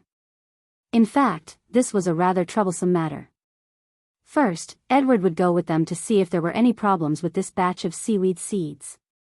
Then, the others would sail over and throw down some kind of smoke bomb at the place where the seeds needed to be scattered. This kind of smoke bomb was very common. Its most common use was to float on the sea and emit thick smoke. Generally, planes would have this kind of thing so that if the plane was forced to land in the sea, the people who escaped from the plane could use this thing to locate them. But now, Jianghu and the others used this thing to mark the location of the wine seaweed seeds. If this thing was scattered too far away, it would not be in Jianghu's territory. If it was scattered too close, it would be scattered on the coral reef. Then, it would be good if 1 in 10 of these seaweed seeds could germinate and become a delicacy for the fish there. Therefore, the selection of the location was also very particular. Fortunately, the fishermen hired by Jianghu were all old fishermen. These days, while they were fishing, they also checked the distribution of fish below the sea area. They were still very considerate about the location of the seaweed seeds. After exchanging a few words with Jianghu, everyone set off. Edward followed them to the airport in Winthrop. As for Tommy Charles, Enoch Cece, Andrew Christian, and Marin Rupert, they all drove Jianghu's motorboats and went into the sea with smoke bombs. As for Jianghu, since he had nothing to do, he was also going to take a look. You haven't been to the sea with me yet, do you want to go and take a look? Jianghu glanced at Daliana and Marian behind him, who were still confused about the situation, and asked them. Hearing Jianghu's words, the two girls nodded happily.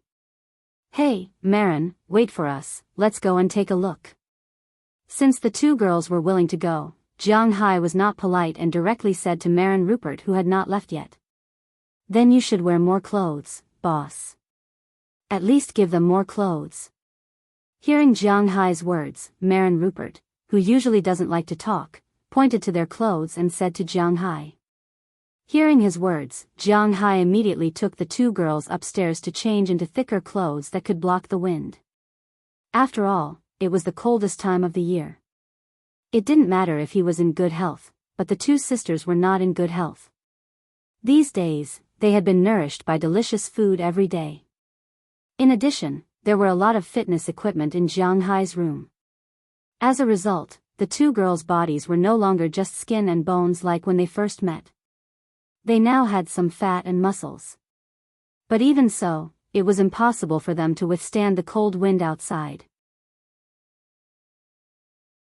After Jianghu specially armed them, the three of them left the villa and drove a modified all-terrain vehicle in the direction of the dock.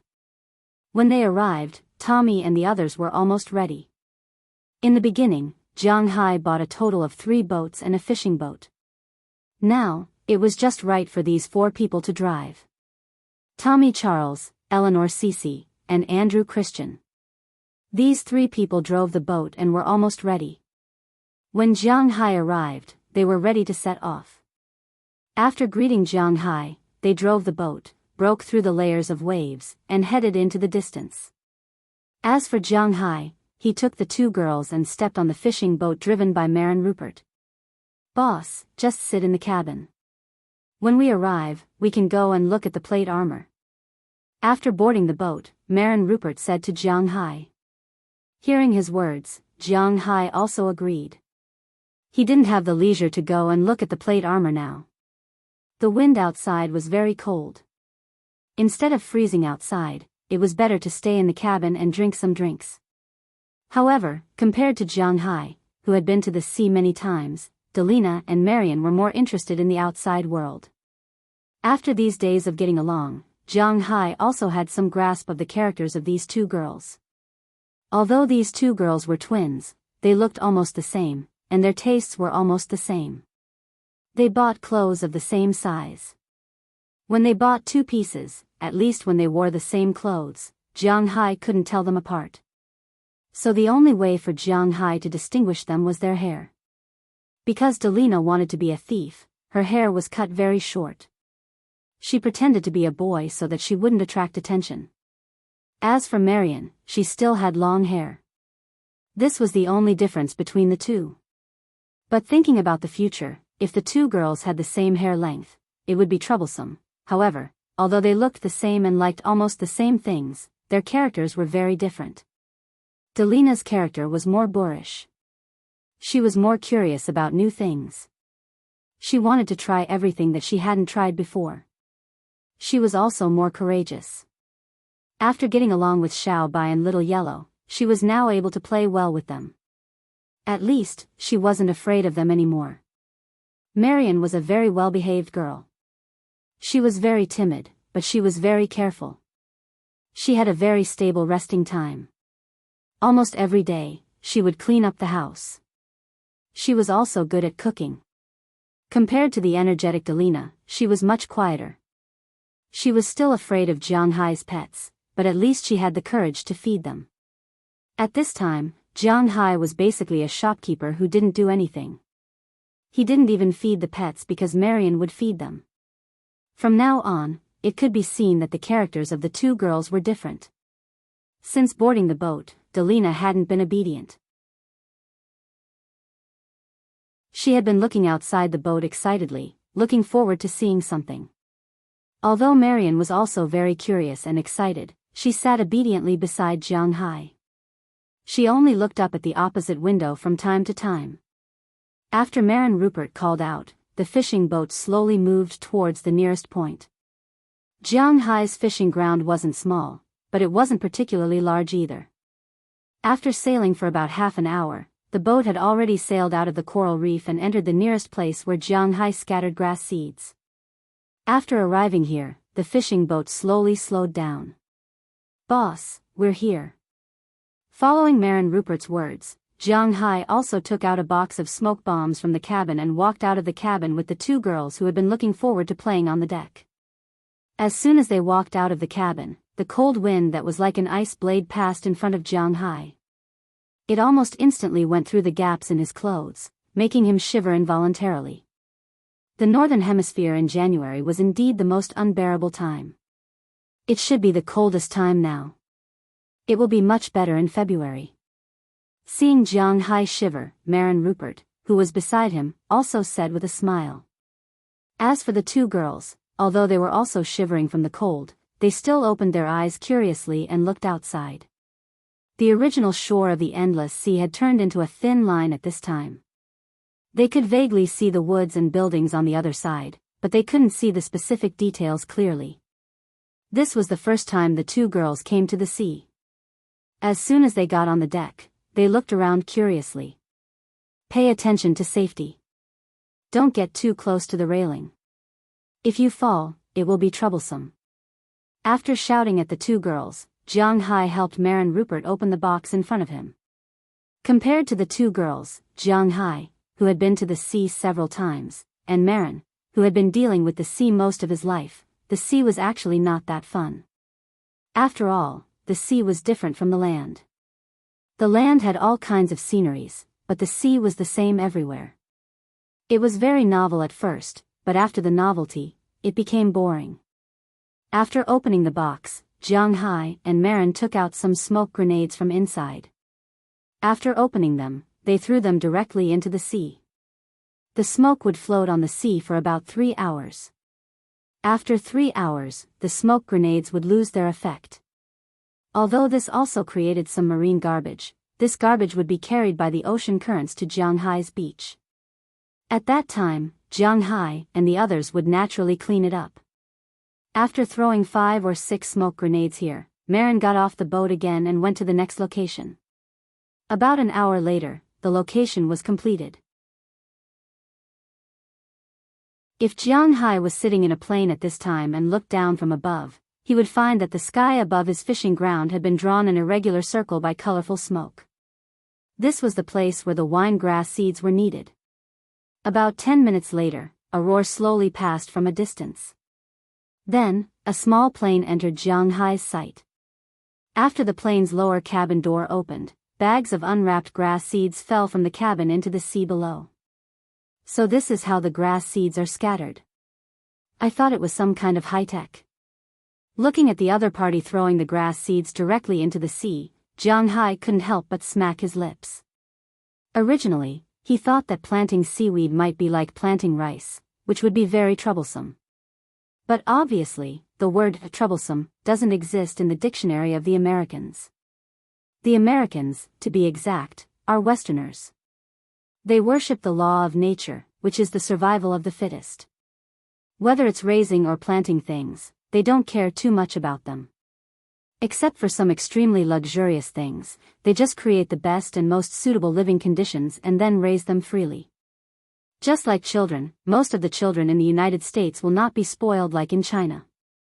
Instead, they will cultivate their independence from an early age.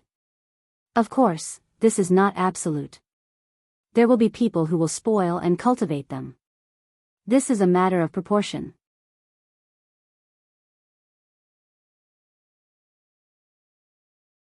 Chapter 150. The plane above his head left after 3 rounds, and Marin Rupert returned to the cabin, preparing to return. That's it? Seeing that Marlin had gone down, Jianghu also walked into the cabin with Daliana and Marian, who were still unsatisfied. Suddenly, he felt that his money seemed to have been spent in vain. He could have just thrown it away casually.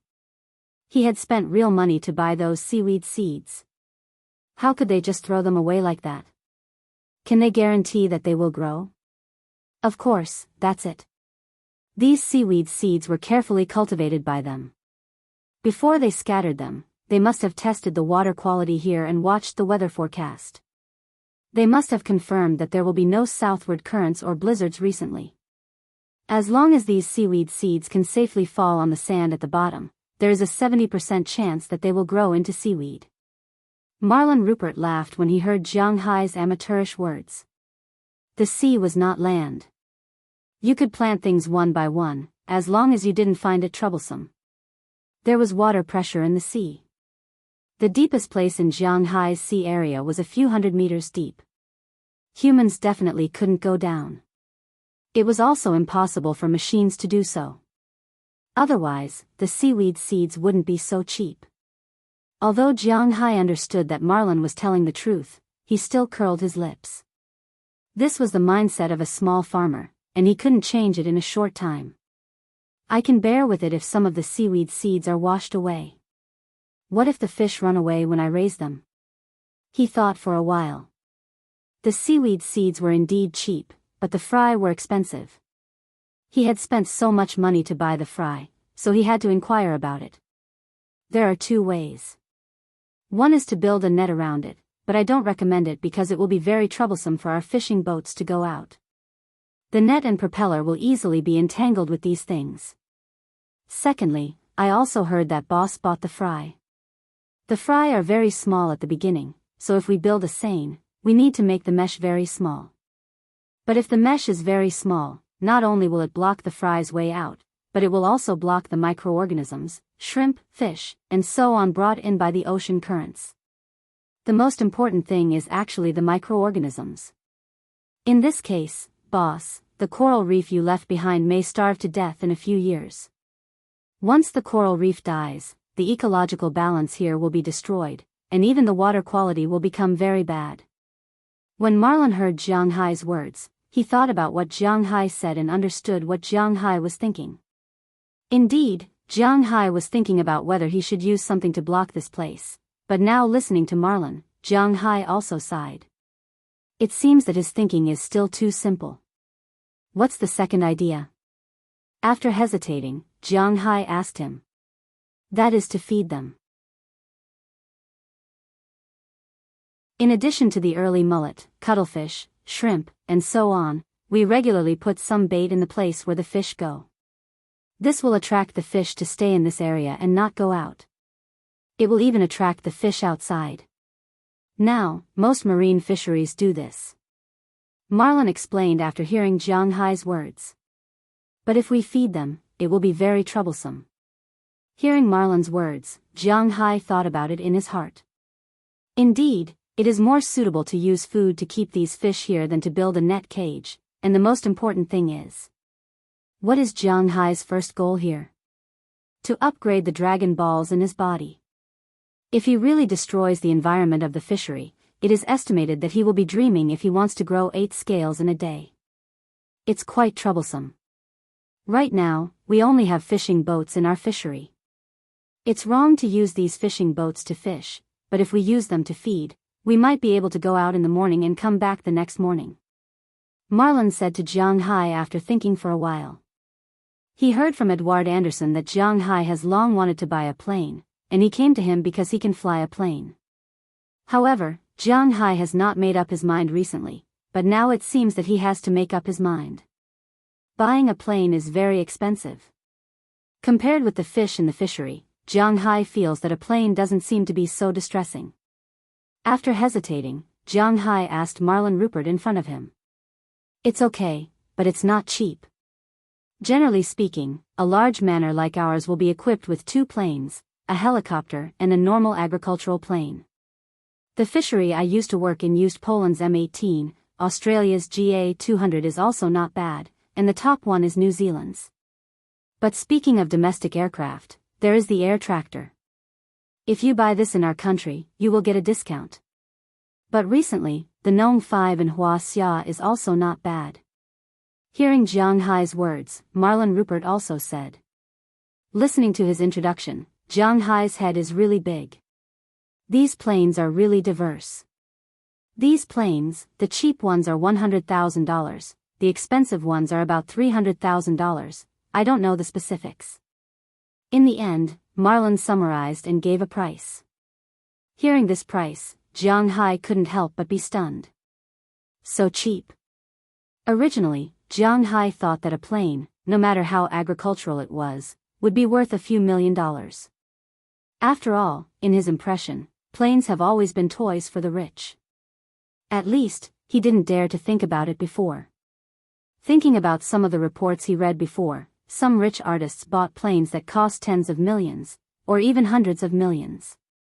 Even if it was 20 million renminbi, it would only be more than $3 million. In his opinion, it was very expensive.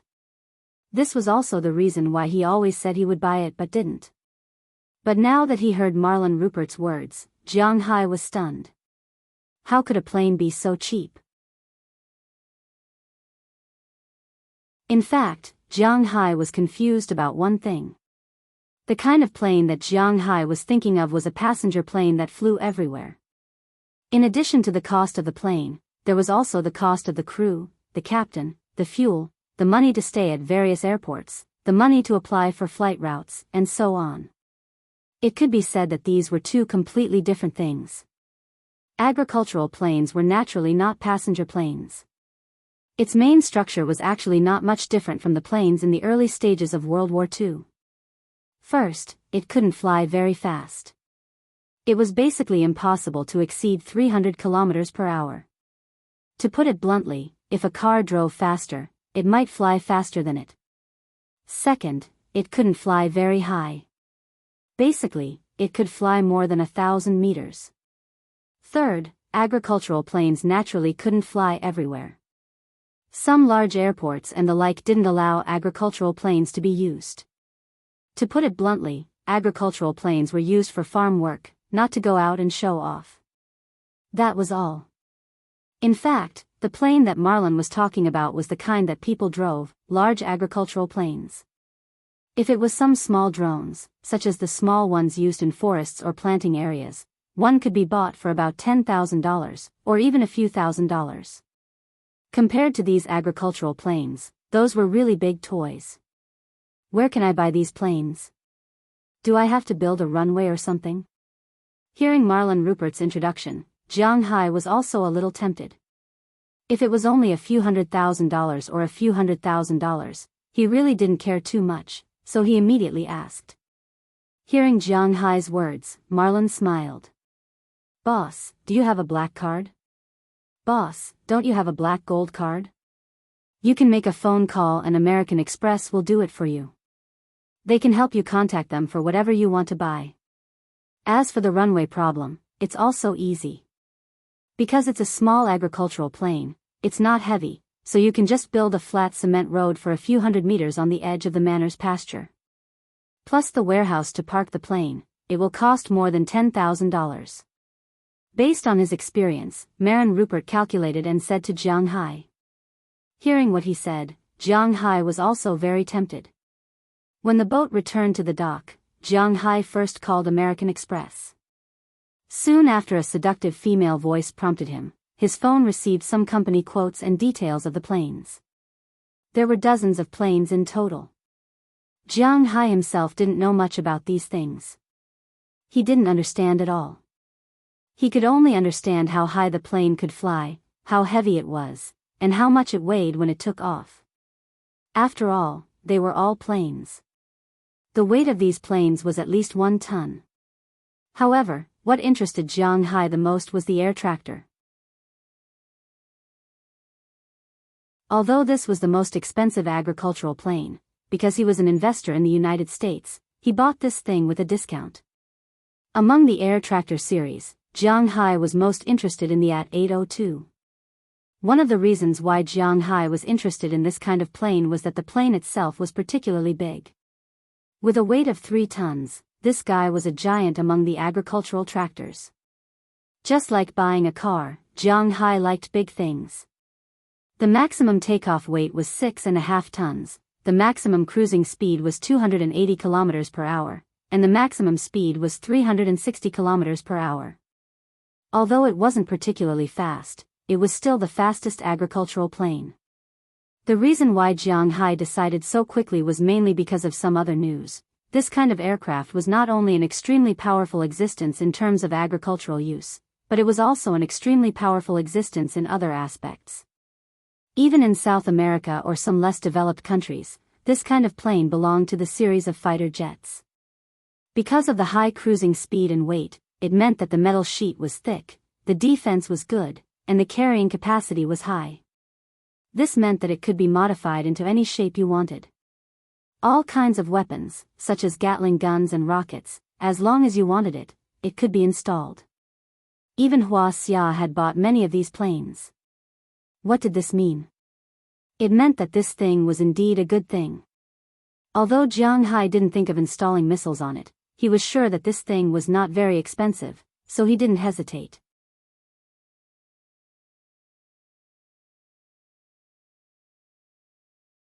Chapter 151. Hey, boss, what are you going to do with it? Are you going to blow up Winthrop? Jianghu's intention to buy a plane was a big deal. After all, he had just arrived here and didn't know much about these things. Therefore, after deciding what to buy, he didn't directly pay for it.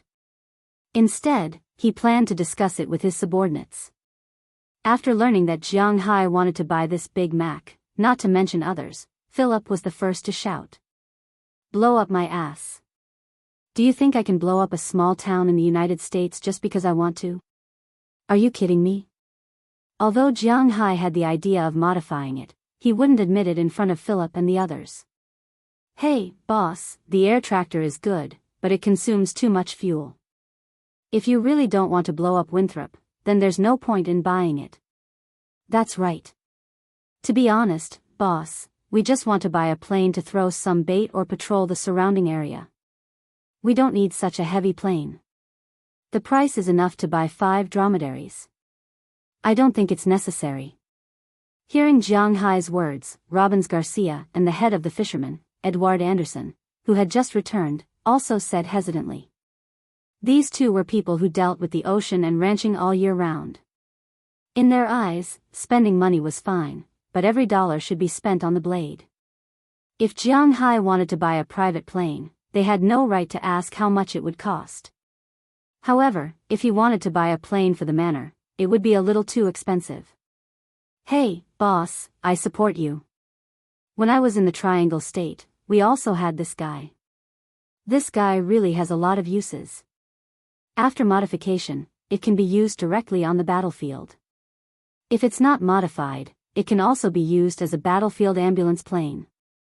If it's not hit by a rocket launcher, no matter how large a caliber gun hits it, it's impossible to penetrate its protective panel.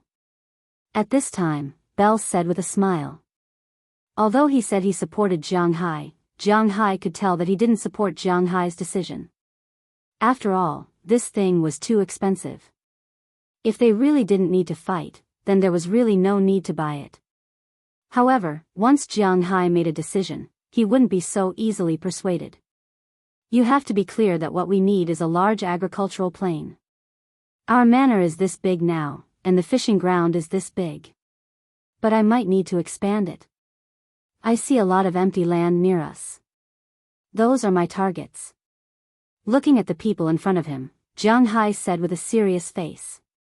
As for the expansion, he said, well, he was actually lying. He has invested so much money in this manor now, and he hasn't seen any results yet. How can he easily invest more money? Boss, stop fooling around. If you buy a fishing ground, you'll be buying the high seas. The US government won't dare to sell it to you there. Hearing Jianghu's words, Tommy Charles didn't believe it and said with a smile. Hearing his words, Jianghu couldn't help but feel a little embarrassed. Indeed, the range of his fishing ground was about to reach the high seas. If he bought more, wouldn't he have to buy the high seas as well? Thinking of this, he also felt that his excuse was a little fake. Just as Jianghu fell into embarrassment, a voice slowly came from behind. Actually, I feel that there is no problem with the boss buying this plane. Looking at the voice, they saw Marlon Rupert standing not far behind Jianghu and talking leisurely. Because the boss's fish are very mixed, if these fish are placed in one place, they will easily kill each other. Fortunately, the boss's fishing ground is very big, so they can be placed in different places. But in this case, to feed them, they will have to go to many places. If it's a plane like a dromedary, there will be no way to continue to go to 2 places. But if it's an air tractor, then there is no need to worry about cruising at all. It can put all the fish in one place, which will save a lot of trouble. Hearing Marlon Rupert's words, everyone remembered this. The guy in front of them was not a master who played by the rules. When others bought fish, they tried to buy fish that could be raised together, but he was different. This guy bought a bunch of fish in the east and a bunch of fish in the west. Most importantly, many of the fish were predatory and couldn't be raised together. If that's the case, the air tractor is not bad. Hearing this, Edward Anderson also nodded. Hearing the fisherman's boss say so, the others couldn't say anything and could only agree. Hearing that everyone agreed, Jianghu immediately called the company's American Express service. The phone rang less than 3 times before it was picked up. It was the same sweet female voice who asked Jianghu in Chinese, "Hello, Mr. Jiang, I am Maxie Williams. How may I help you?" Although Jianghu's funds were slowly decreasing, at this time, the amount on his card was at least 8 figures. He was definitely a big customer of American Express, so the operator naturally didn't dare to be careless. Hearing the operator's voice, it was indeed sweet. At least 5+ signs were needed, but Jianghu was already used to it. "Hello, Miss Maxie, I'm Jianghu. I've decided to buy an air tractor, at 8:02. Where do I need to buy it? How much is it?" Hearing Jianghu's words, Maxie continued to ask, "Hello, sir.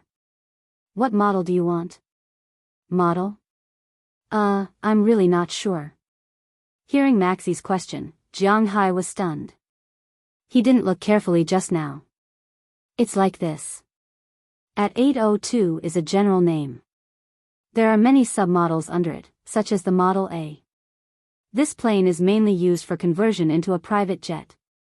The price is slightly more expensive and needs to be customized separately. The price of the bare plane is $680,000 and needs to be shipped back from the headquarters in Texas. The Model U plane is an anti-riot plane. It can be equipped with many types of weapons, equipment, and so on. You can choose to customize and install it yourself, but you need to apply for a local license to install it. The price of the bare plane is $710,000. The price of the other modified planes is uncertain. If you want to choose a plane for your manor, you can choose the Model F. This model is mainly used for forest firefighting and agricultural applications. It can be used for spraying medicine and feeding food and bait. The price of the bare plane is $410,000, but if you buy it, there will be a certain discount. The price is about $370,000. Moreover, this model is sold all over the country, so it's convenient for you to pick it up at any time. Hearing Maxie Williams's words, Jianghu remembered that it seemed to be like this. I want the Model F. He didn't even need to think about it. Even if he bought a private jet in the future, it was impossible to buy an air tractor modified. Not to mention the Model A, 380,747, he had to at least buy something similar. But now, those were just floating clouds. After all, his manor didn't have any income yet. Okay, F-type air tractor, there is a sales place in New York. You can choose to see it yourself, or you can choose to buy it for you. Hearing that Jianghu has decided, Maxie Williams also said sweetly. Then I'll buy it myself. It wasn't that Jianghu didn't trust American Express. It was mainly because he was a farmer. It was also known as persecutory paranoia. He had been thinking about what if these guys were lying to him. He could think about other things, but if the plane suddenly broke down in the middle of the flight, who could he cry to? At that time, he would be all alone. The little savings in the bank in this manner would all be taken by the American government. In the spirit of not letting anyone take advantage of the American government, Jianghu decided to go see it himself. Okay, Mr. Jiang. The New York Farm aircraft is sold at XX Street in Manhattan. If you need anything, you can call me at any time. Maxie Williams smiled and said when she heard that Jianghu had decided to go see it himself. After the phone call, Jianghu fell into deep thought. Originally, he wanted to go to New York soon because he still had the tickets that Moses Adams had helped him get. As a basketball enthusiast, he could only watch the All-Star game in front of the TV in the past. Now that he finally had the chance to go live, he couldn't let it go. Therefore, he had to go. Now, he just had to bring it forward. Jianghu had already decided that the All-Star game would end on February 16, Wuxia time. After watching the game, he would take a flight back to Wuxia that night. Including the transfer time, it would be around February 18. He had to go back on New Year's Eve. It wouldn't delay him from burning Joss paper.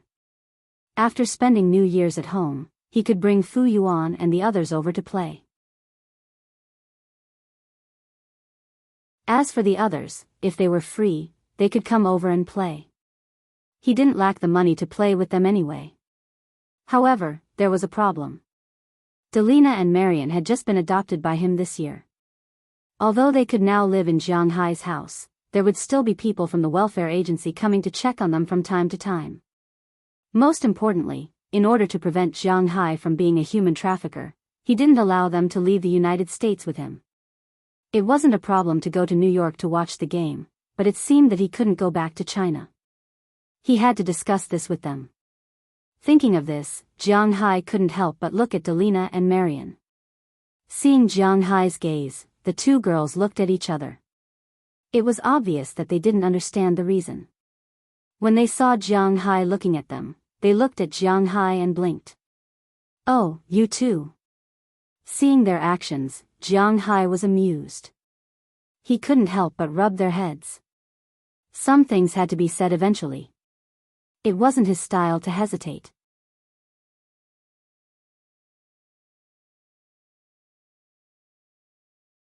Chapter 152. Are you guys really not going? Really not going? Standing in front of his F-650, Jianghu looked at the two sisters in front of him with a serious expression. When the two sisters heard Jianghu's words, they blinked their big eyes. After looking at each other, they shook their heads very seriously. Well, sometimes people like to think too much. Obviously, Jianghu was such an existence. He originally thought that if he were to leave, Xiao Huang, Xiao Bai, Dai, Qiuqiu, Elena, and Marion would be very sad, very uncomfortable, and very reluctant to leave. It turned out that it was just an illusion. After he made his decision that day, he told the two girls that he was going to return to China during dinner that night. After he finished speaking, the two girls did not cry, throw a tantrum, get angry, or throw a tantrum. At that time, the two girls just looked at him seriously and nodded to show that they understood. Then, he said in disbelief that he was going to watch an NBA game and asked them if they wanted to go. Who knew that they weren't interested in it either? It was understandable. Girls, especially a girl who couldn't even eat her fill in the past, would not have the time and energy to be interested in basketball and the NBA. So, they weren't willing to go. Originally, this should have been a good thing for Jianghu. He could go to New York without worry and go home without worry. But why did he feel so unhappy when he saw the two girls' nonchalant expressions? These days, he had been beating around the bush and asking the two girls if they were really not going. In the end, the answer he got was, they were not going. In fact, Jianghu did feel that he was a bit too important. The two girls stayed with him not because they liked him or were overly dependent on him, but because they really needed a place to take them in. Otherwise, Deliana would not have taken the initiative to give herself to him after she decided to stay. They did not treat Jianghu as their father. Indeed, it was not easy to treat a man who was only 13 years older than them as their father. Their original idea was that even if Deliana had to sacrifice her body, she would still want to give her sister a good living environment. Even if she became Jianghu's lover, she would still have a better life. However, they did not expect Jianghu to be so good to them. In fact, it was not just them, even the 8 women had the same idea. In their opinion, the reason why Jianghu was willing to take them in and let them stay in the manor to help out was secondary. It was very likely that Jianghu liked them. For them, using their bodies in exchange for a place to live and food to eat, they had already acquiesced. Becoming a tool for Jianghu to vent his anger was better than living a life of not being able to eat enough, not being able to wear warm clothes, living in a wooden shed, and trembling in fear. They never had the luxury of living like a normal person. In fact, even if Jianghu had asked them to sleep in their own rooms, they wouldn't have had any objections. Similarly, after these days, they found that they were really living in a dream. This Jianghu didn't seem to have any other thoughts about them. This made them feel touched, but also a little guilty. After all, they didn't have an official job. Although the hardware of the wine manor was there, they still needed to wait until the beginning of spring, which was March, to plant grapes. Recently, they had been eating for free. Moreover, Jianghu didn't want their bodies, which made them feel sorry for Jianghu. Therefore, during the day, they would always stay in Jianghu's villa to help with work, clean up, bathe Little White and the others, take care of things and so on. Even at night, they would always stay until very late. In fact, they were hinting to Jianghu that he could let them stay. However, Jianghu really didn't know anything about this aspect. Even after so many days, he still couldn't figure it out. He only thought that these girls came to his house every day mainly because they had nothing to do during the day. Moreover, the other women in the manor were also very wary of them. They had no place to go, and they were somewhat dependent on him, so they came to his house every day. It turned out that Jianghu was indeed thinking too much. Since the grass seeds were scattered, everything went according to plan. 3 days after the grass seeds were scattered, the grass seed company made a special trip to check how many grass seeds were left on the seabed after the previous scattering. Then, they replanted 2 more times. The grass seeds were completely planted by the grass seed company. Edouard Anderlin had been watching by the other party's side. This was not because Jianghu was narrow-minded, but because he did not feel at ease if he did not send someone to watch over these things. Compared to these people, he was more at ease with Edouard Anderson, whom he had trusted for a few months. After Anderson confirmed that the grass seeds had begun to grow and reached the expectations, Jianghu did not withhold the payment and directly transferred the balance to the company. Having such a straightforward customer, the company's manager was also quite happy. After all, Jianghu's job was a big one. Doing such a job was equivalent to his usual quarterly earnings. As long as it was done well, Jianghu would inevitably need to replenish the sea of grass every year. At that time, even if the company did not earn that much at one time, it would still be a considerable income. Because of this, he specially gave Jianghu a discount. For things like discounts, Jianghu naturally did not refuse. After all, he did not have a proper income yet. After half a month of growth, the seaweed officially grew and began to take root and germinate. The construction period of the second wave of the fishery had arrived. At this time, live bait would be put in. In fact, it was called live bait, but it was mainly 4 kinds of creatures. Of course, it was not the real cuttlefish, but the cuttlefish. It was not too clear to call it cuttlefish. This cuttlefish was such a small cuttlefish that could not grow up. In China, this cuttlefish was called sycamore flower. It was born to live at the bottom of the marine food chain. This small cuttlefish was the food of almost all aquatic fish. Its only characteristic was that it was extremely large in number, and naturally, it was also very cheap. For example, the cuttlefish that Jianghu fed to the fish only cost $300 per ton. A boat of 10 tons of squid was only $3,000, which was quite cheap. In North America, no one ate this kind of squid. Those 2 types of mollusks were the most abundant. After all, each boat only cost $3,000. Considering the number of fish that Jianghu wanted to raise, 20 boats of each type would be enough, although he would have to replenish them on a regular basis. After all, Jianghu was free-range, and they could reproduce on their own. 10 boats only cost $30,000, so 40 boats in total would be settled for $120,000. Compared with those 2 types of food, the other 2 types of food were slightly more expensive. As for the other 2 types of creatures, one was the Arctic prawn. Since it didn't matter how big or small it was also sold by the ton. However, a ton of these prawns cost $2,000, which was $2 per kilogram. They were all alive, so it wasn't that expensive. Jianghu liked these kinds of prawns very much, so he bought 10 boats of them for $200,000. In addition, there were also some miscellaneous shellfish. These shellfish didn't have much meat, and their shells made up most of their weight. However, these shellfish were indispensable, because apart from fish, Jianghu also raised a lot of crabs and lobsters. These shellfish were mainly their food, so in addition to the fact that the shells of these shellfish were too heavy, they were basically uncountable. 10 tons of shellfish and 9 tons of shells.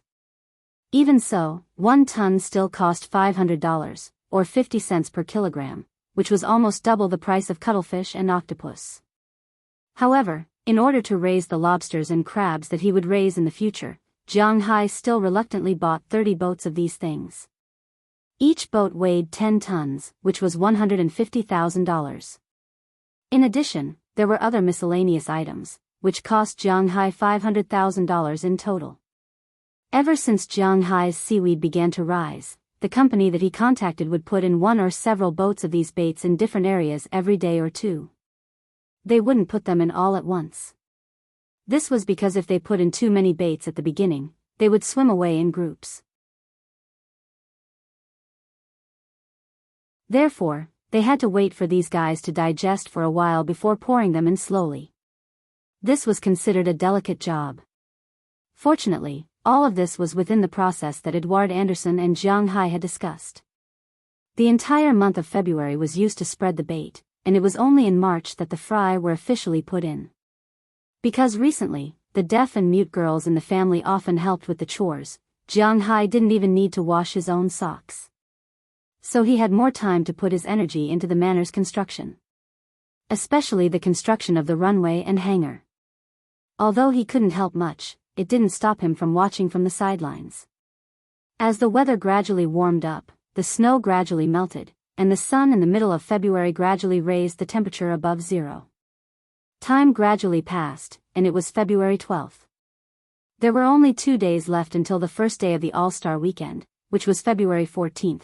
Jianghu still had to go to New York to buy a plane, so it was time for Jianghu to leave.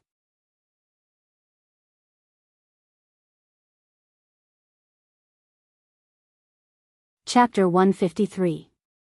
Alright then, I'll be leaving. Xiao Bai, Xiao Huang, Buck, you guys have to listen to me. Chirp chirp, don't let it eat too much recently. This bird has become too fat. Also, you guys have to take good care of yourselves. Every night before you go to bed, you have to video call me. Do you understand? Looking at the two big Lolas who didn't care about his expression at all, Jianghu's heart turned cold. But even so, he was still like a father, telling them everything. Hearing Jianghu's words, although the two girls didn't have any expression on their faces, they were telling the truth. From their trembling hands and trembling eyes, it could be seen that they were very touched. It had been a long time since someone cared about them like this. You guys too. If there's anything, you can video call me at any time. After instructing the girls, Jianghu raised his head and looked at the 8 women who came to send him off, then said to them, "Let's go." These girls originally didn't have cell phones. For them, cell phones were useless because they couldn't make calls. Although cell phones could video still cost data. No one would think that making a call in the United States didn't cost money, right? They originally didn't even have money for food, so it was impossible for those people to arrange cell phones for them. After they came to Jianghu's place, Jianghu also gave each of them a cell phone. It was the latest iPhone 5S from Apple. Don't think that this thing is very expensive. It turned out that Apple really wasn't expensive in the United States.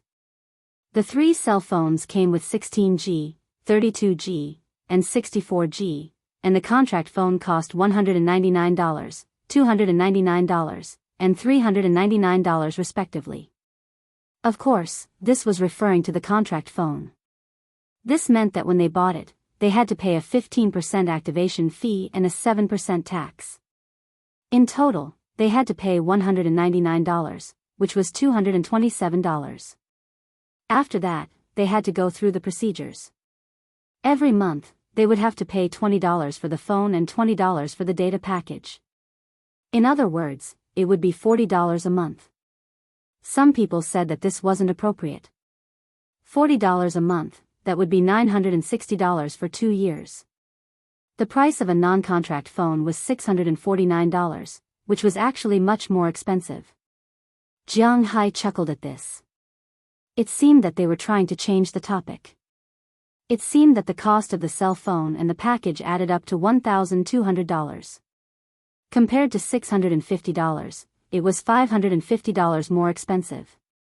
However, who would buy a cell phone and make a call for less than $600 in 2 years? No one would be naive enough to think that calling in the United States would cost RMB. Of course, the main reason why they didn't buy a contract phone in China was because the quality of the two things were different. But in the United States, they didn't have to worry about this, because if they broke, they could be replaced. Therefore, the girls in Jiang Hai's manor each had a $199 iPhone 5S. It was a very expensive configuration in China, but in the United States, it was really a low-grade equipment.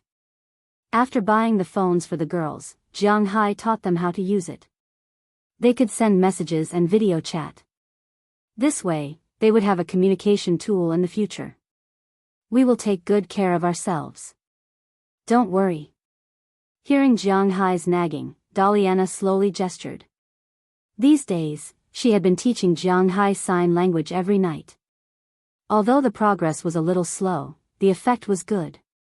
At the very least, Jiang Hai had a preliminary understanding of some of the words. In normal communication, he could even guess the correct words. Finally, the problem of communication between the two was solved. Jiang Hai felt that his blood might be helpful to the defects of these girls, but he was still not too sure. Secondly, he didn't know much about these girls, so he still needed to take it slow. Moreover, the most important thing was that he was about to level up. He wanted to level up first. Well, boss, if you don't leave now, the plane will be too late. Just when Jiang Hai was about to mutter, Belle, who was sitting in his car, couldn't help but smile and say. Because Jiang Hai was going back to China directly from New York, he didn't plan to drive. Well, take care of yourself. I'm leaving. After saying a few more words to these girls, Jiang Hai stepped on his car. After Jiang Hai sat down, Belle also started the engine and went out of the manor. Watching Jiang Hai leave, the girls also bit their lips. They really couldn't see through Jiang Hai. Maybe this guy is really a good person. At this time, Jiang Hai didn't know that he had been given 10 good person cards. Soon after the car left the manor, it got on the road and went straight to the highway. Boston Airport was outside Boston, and it was in the same direction as Winthrop. That was to say, Boston Airport and Winthrop were in the middle, so he didn't need to go to Boston Airport to go to the airport. In less than half an hour, Jiang Hai had already arrived at Boston Airport. Because he had already booked a ticket online, he directly changed his ticket and went through the security check. This time, he went to New York, which could be said to be returning to China. He almost didn't bring anything with him. He just brought 2 sets of clothes, that's all. First, he didn't have any relatives in China. He felt that he was going back mainly to visit his parents' graves. He was too lazy to visit relatives. Second, his local specialties couldn't be brought directly on the plane. Did he have to bring a pile of premium-grade beef to New York to watch the game? So before this, he had already used air courier to send these things back to China. He first asked his brothers to help him keep them, and he would distribute them when he went back.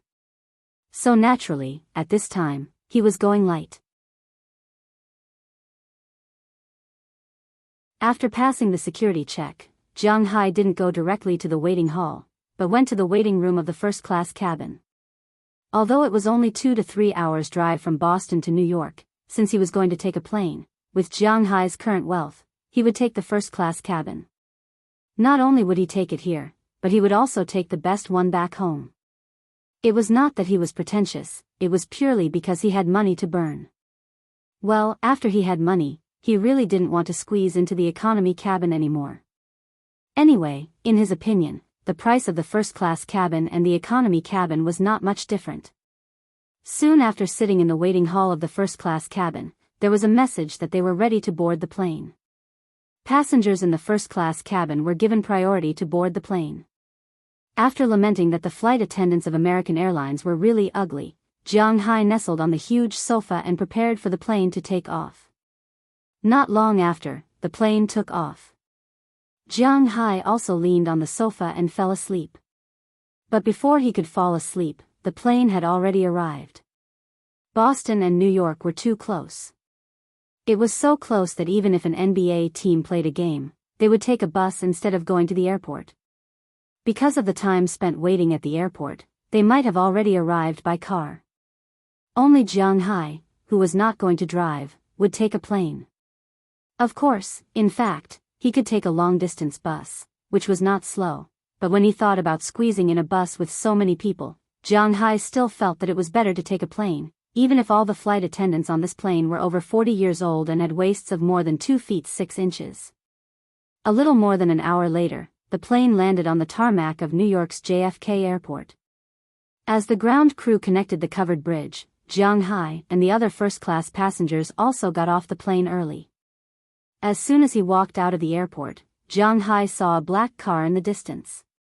The car was not unfamiliar to Jianghu, and he was even more familiar with the person standing in front of the car.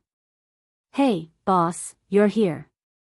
Seeing Jianghu walking towards his car, Moses Adams, who was standing in front of the car, also greeted him with a smile and said to Jianghu with a happy face. Since he knew that Jianghu liked basketball, and he got Jianghu's tickets, it was not a big deal for him to come and watch the game with Jianghu. In order to keep a potential and powerful customer like Jianghu, he was very careful. "You've been here for a long time?" Jianghu asked Moses Adams with a smile as he walked in front of him. Hearing Jianghu's words, Moses Adams immediately waved his hand. "Oh, no, I just arrived." "Come on, boss, I'll take you to the hotel, I've arranged everything." Hearing what Moses Adams said, Jianghu smiled, then threw his small bag in the back seat and sat in the passenger seat of Moses Adams' car. After seeing Jianghu sit down, Moses Adams also took him to the center of New York City. This was Jianghu's first time in New York, so as soon as he entered the city, he looked around curiously. For Jianghu, New York's name was much more important than his own sense of existence. New York, the largest city in New York State, the largest city in the United States, and the largest city in the world. It was the most densely populated city in the United States. Its existence could directly affect the world's economy, finance, media, politics, education, entertainment, and even the fashion industry. Its GDP was also the world's largest. Before that, it was the capital of Japan. As soon as the car drove into New York, Jianghu felt the difference between this city and Winthrop, or even Boston. The pace of life here was faster, the people here were more hurried, the buildings were higher, and there were more cars. As soon as he arrived here, it gave people a very busy feeling. Maybe he was used to staying in the manor recently. When he suddenly arrived here, Jianghu was really not used to it. Maybe he saw Jianghu's curiosity about the city. Moses Adams, who acted as a driver beside him, also kept introducing the city. However, Jianghu only took a cursory look. If he wanted to see the sights here in New York, it would take at least a few days, but he obviously didn't have so much time to visit here. He had already arranged everything for these days. He would rest here today, go to Space City tomorrow, and go to All Stars the day after tomorrow.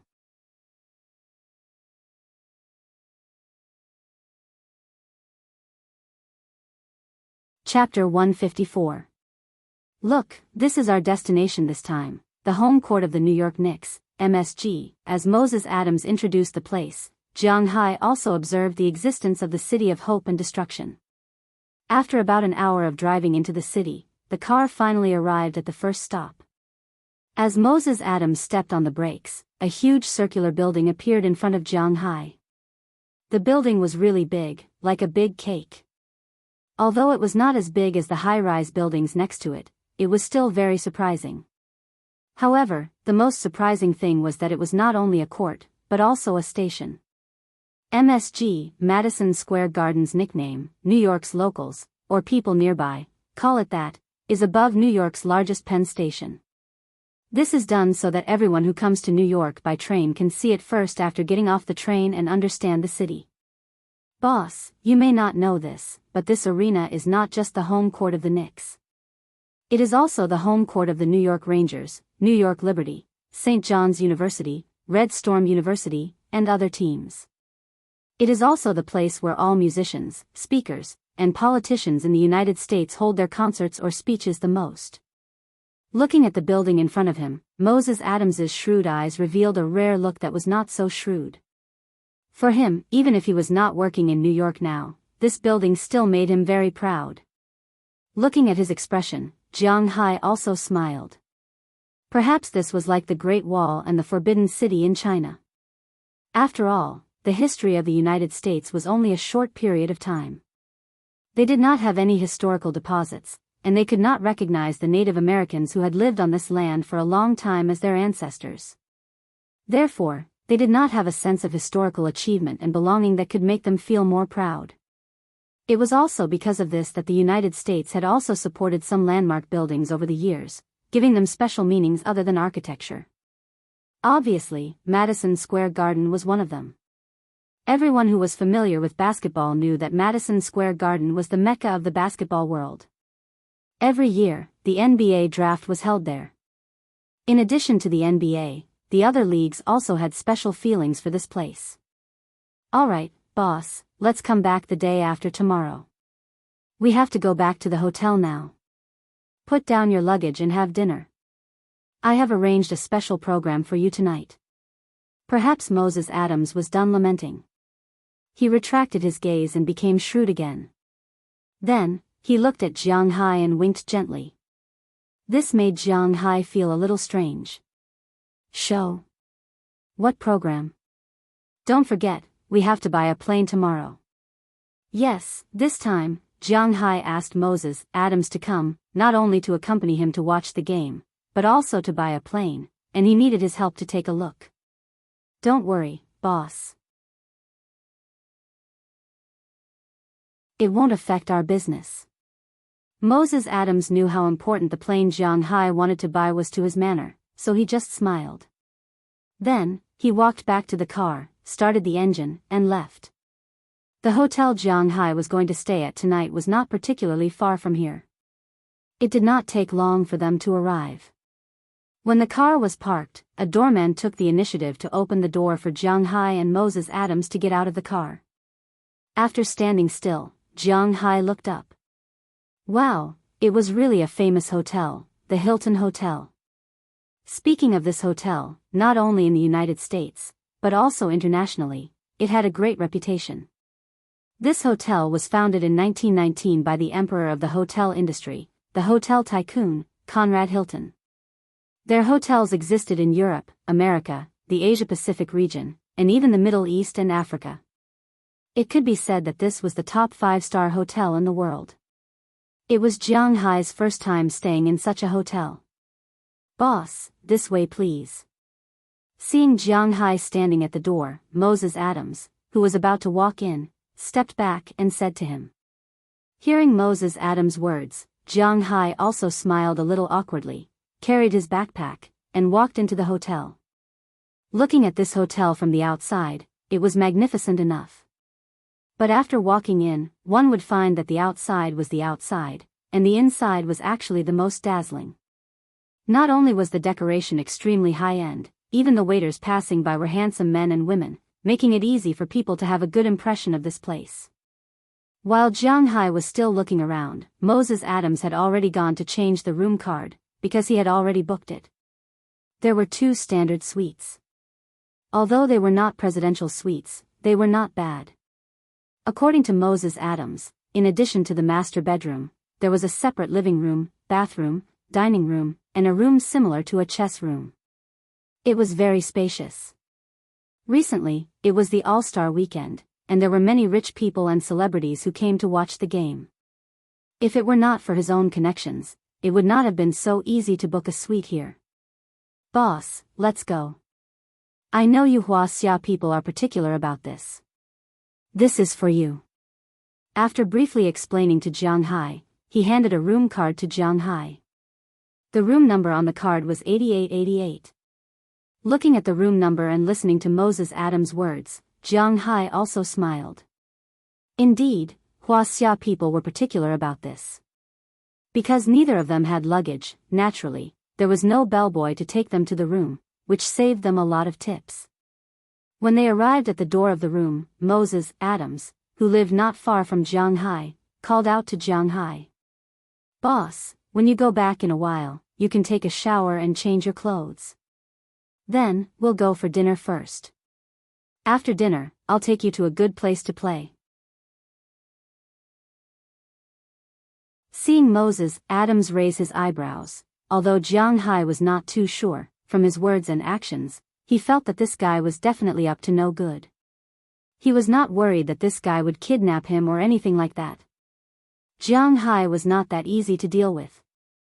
According to Jianghu's estimation, this guy wanted to use a man's way to get to know him.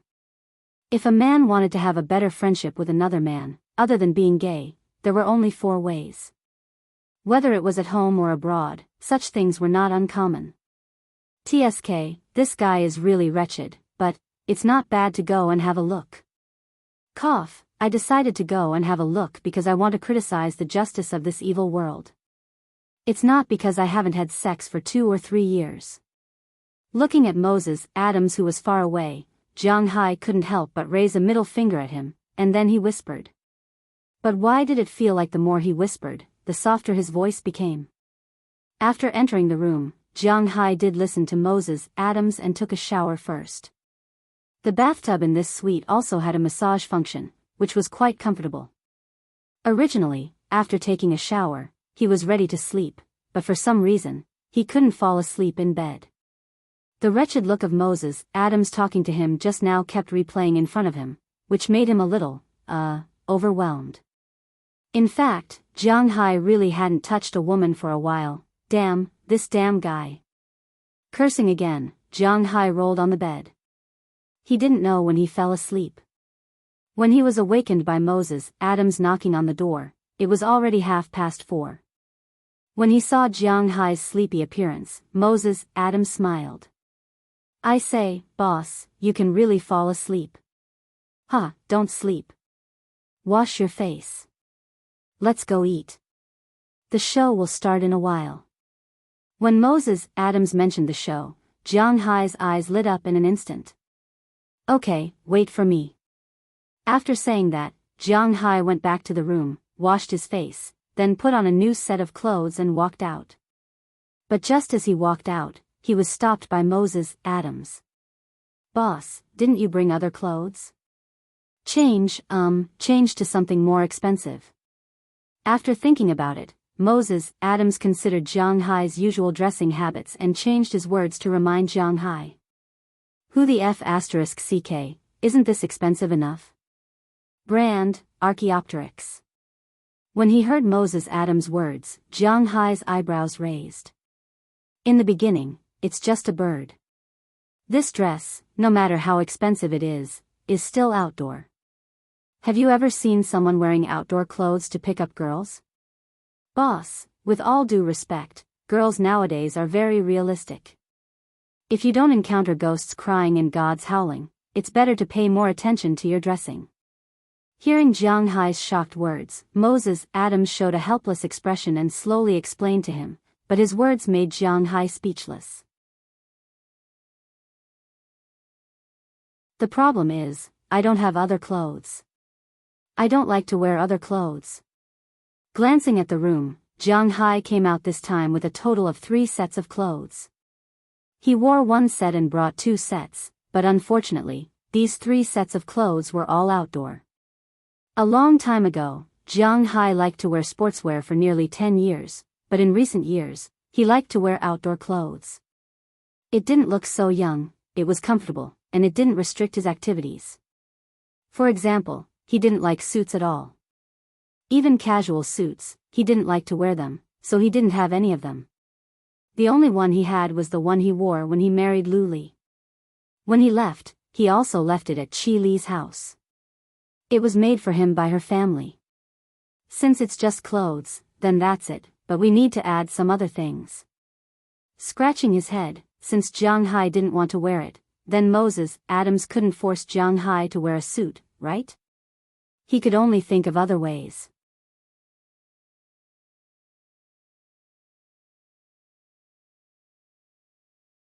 Chapter 155. Moses Adams was now very glad that he had considered enough time, so he came to call Jianghu at 4:30. If he had really called Jianghu on time, it was estimated that it would be too late now. Since Jianghu did not want to change his clothes, he had to think of other ways. The two of them went downstairs without eating. They got into the car that was already at the door and went straight to New York's Fifth Avenue. Fifth Avenue was an important thoroughfare in the Manhattan area of New York. It ran from north to south, from Washington Square Park in the south to 138th Street in the north. There were many scenic spots on Fifth Avenue.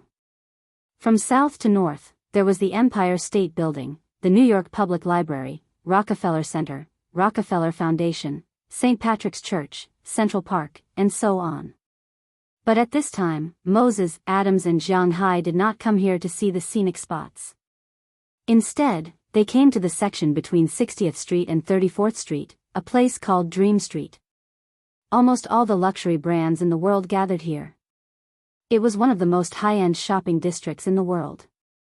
Someone calculated that the shops on this street had an annual rent of $1,000 per square foot, about 0.09 square meters.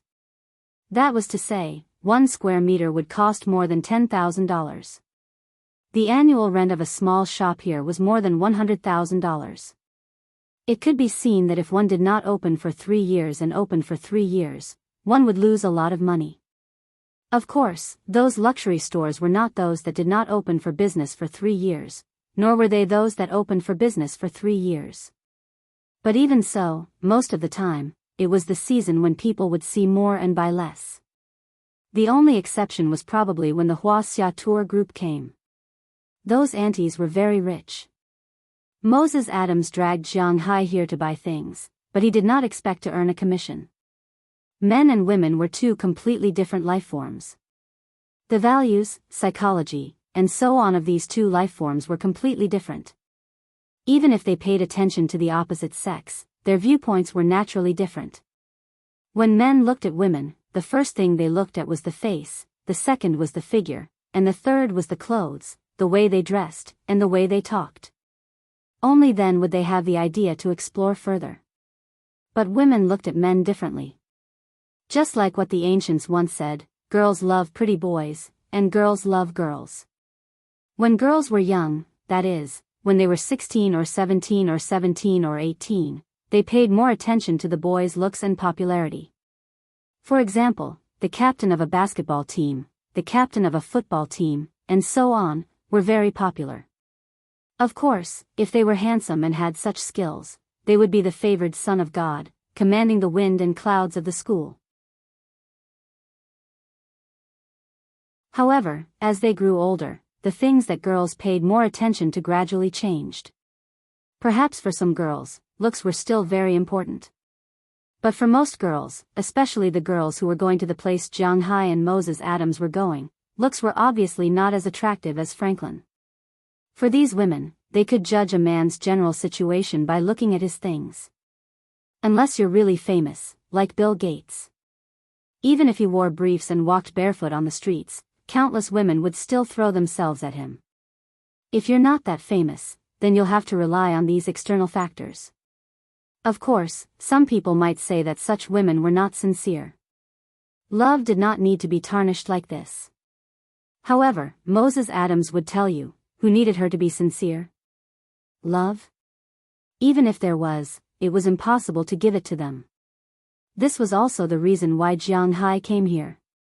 How to judge whether a man was rich or not, whether he had the strength. For a woman, the simplest preliminary judgment was 3 points.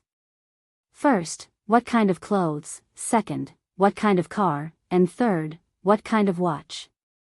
He didn't want to change Jianghai's clothes, so he let it go. He also couldn't buy a car now, so he let it go. The most likely thing to show that he was rich was a watch. It was said that the poor played with cars, the rich played with watches, the loser played with mobile phones, and the rich played with supercars. But for Jianghai, he had only heard about it before. He really did not play with these. Although he was not short of money now, in terms of his realm, he was still in the category of playing with mobile phones. Now, Moses Adams wanted him to skip the level of playing with cars and directly upgrade to playing with watches. He really couldn't bear it. "We're here." But Moses Adams was still very considerate of his boss. He drove the car over and parked it directly in front of a building. After the two got out of the car, Jianghai also followed Moses Adams into the shop. "Hello, sir, what can I do for you?" When the two of them walked in, a good-looking girl came out with a smile that showed 8 teeth. She asked the two respectfully, but when she asked, her eyes were mainly looking at Moses Adams. Judging from his aura and clothes, it was obvious that he was the one who was in charge. "My boss wants to buy a watch, so I brought him here to see it." Moses Adams was a smart person. He immediately saw that the other party did not seem to take Jianghai too seriously, so he immediately said seriously and specifically mentioned Jianghai. "This way, please." As soon as she heard Moses Adams' words, the saleswoman couldn't help but be stunned, but she quickly reacted and continued to smile, taking the two to the counter next to her. "This is the Legacy series of Vacheron Constantin, and it is also the best watch we sell here recently. This series of watches ranges from thousands of dollars to tens of thousands, hundreds of thousands of dollars.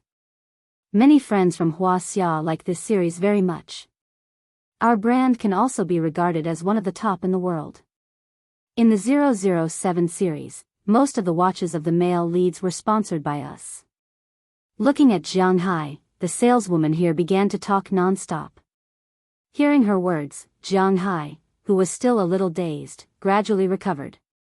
Looking at the watch pointed by the woman, Jianghai glanced at it, but he was also shocked by what he saw. As expected of a luxury watch. This watch was really ridiculously expensive. It looked just like the Legacy series that the woman had just mentioned. Yes, there were cheap watches. The ones that cost $7,000 to $8,000 did not look good. A Vacheron Constantin that cost $7,000 to $8,000 did not look much different from the ones sold on the streets. The only difference was that the watch was made with a hollow design. However, these watches were ridiculously expensive.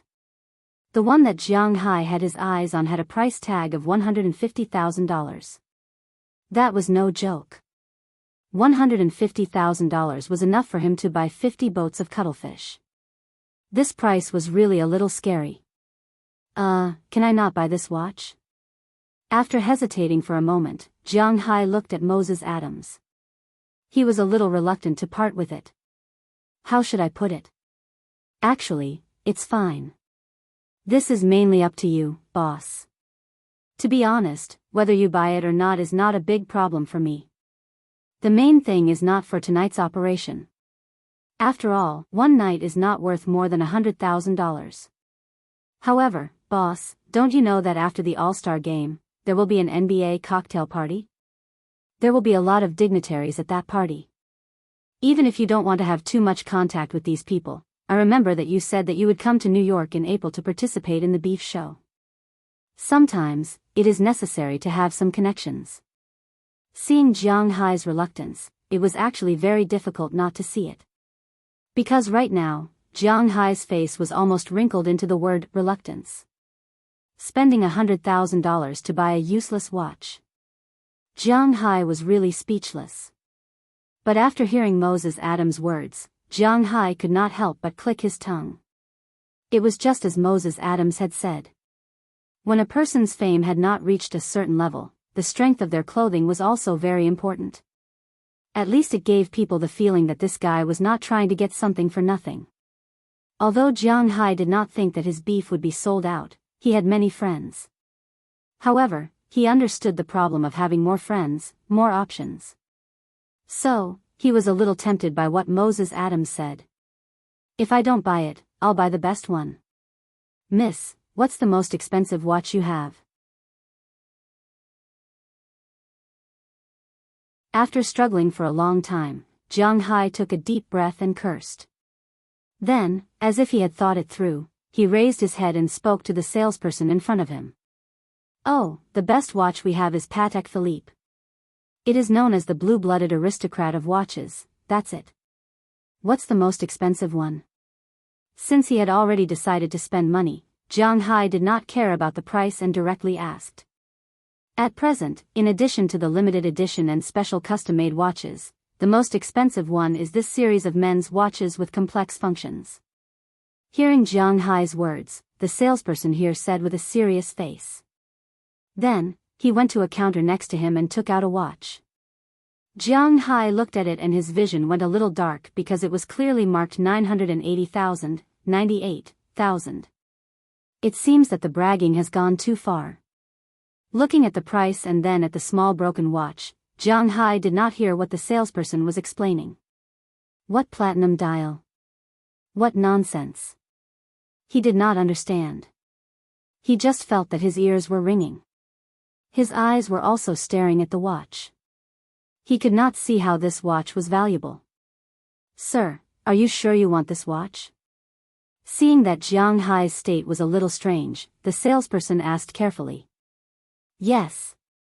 Listening to the salesperson's words, Jiang Hai took 3 deep breaths again. In the end, he almost gritted his back molar and used the strength of his teeth to force out the word he did not want to say from the bottom of his heart. At the same time, he handed over the bank card. Okay, I'll wrap it up for you right away. This is my business card. If you have any questions or need any consultation, you can call the number on the card. I'm on 24 hours a day. The moment Jiang Hai handed over the card, all the female salespeople in the room looked at Jiang Hai differently. Especially this girl, who almost swiped the card for Jiang Hai, filled in the form, and so on. Finally, she handed over a personal business card and looked at Jiang Hai seriously and firmly.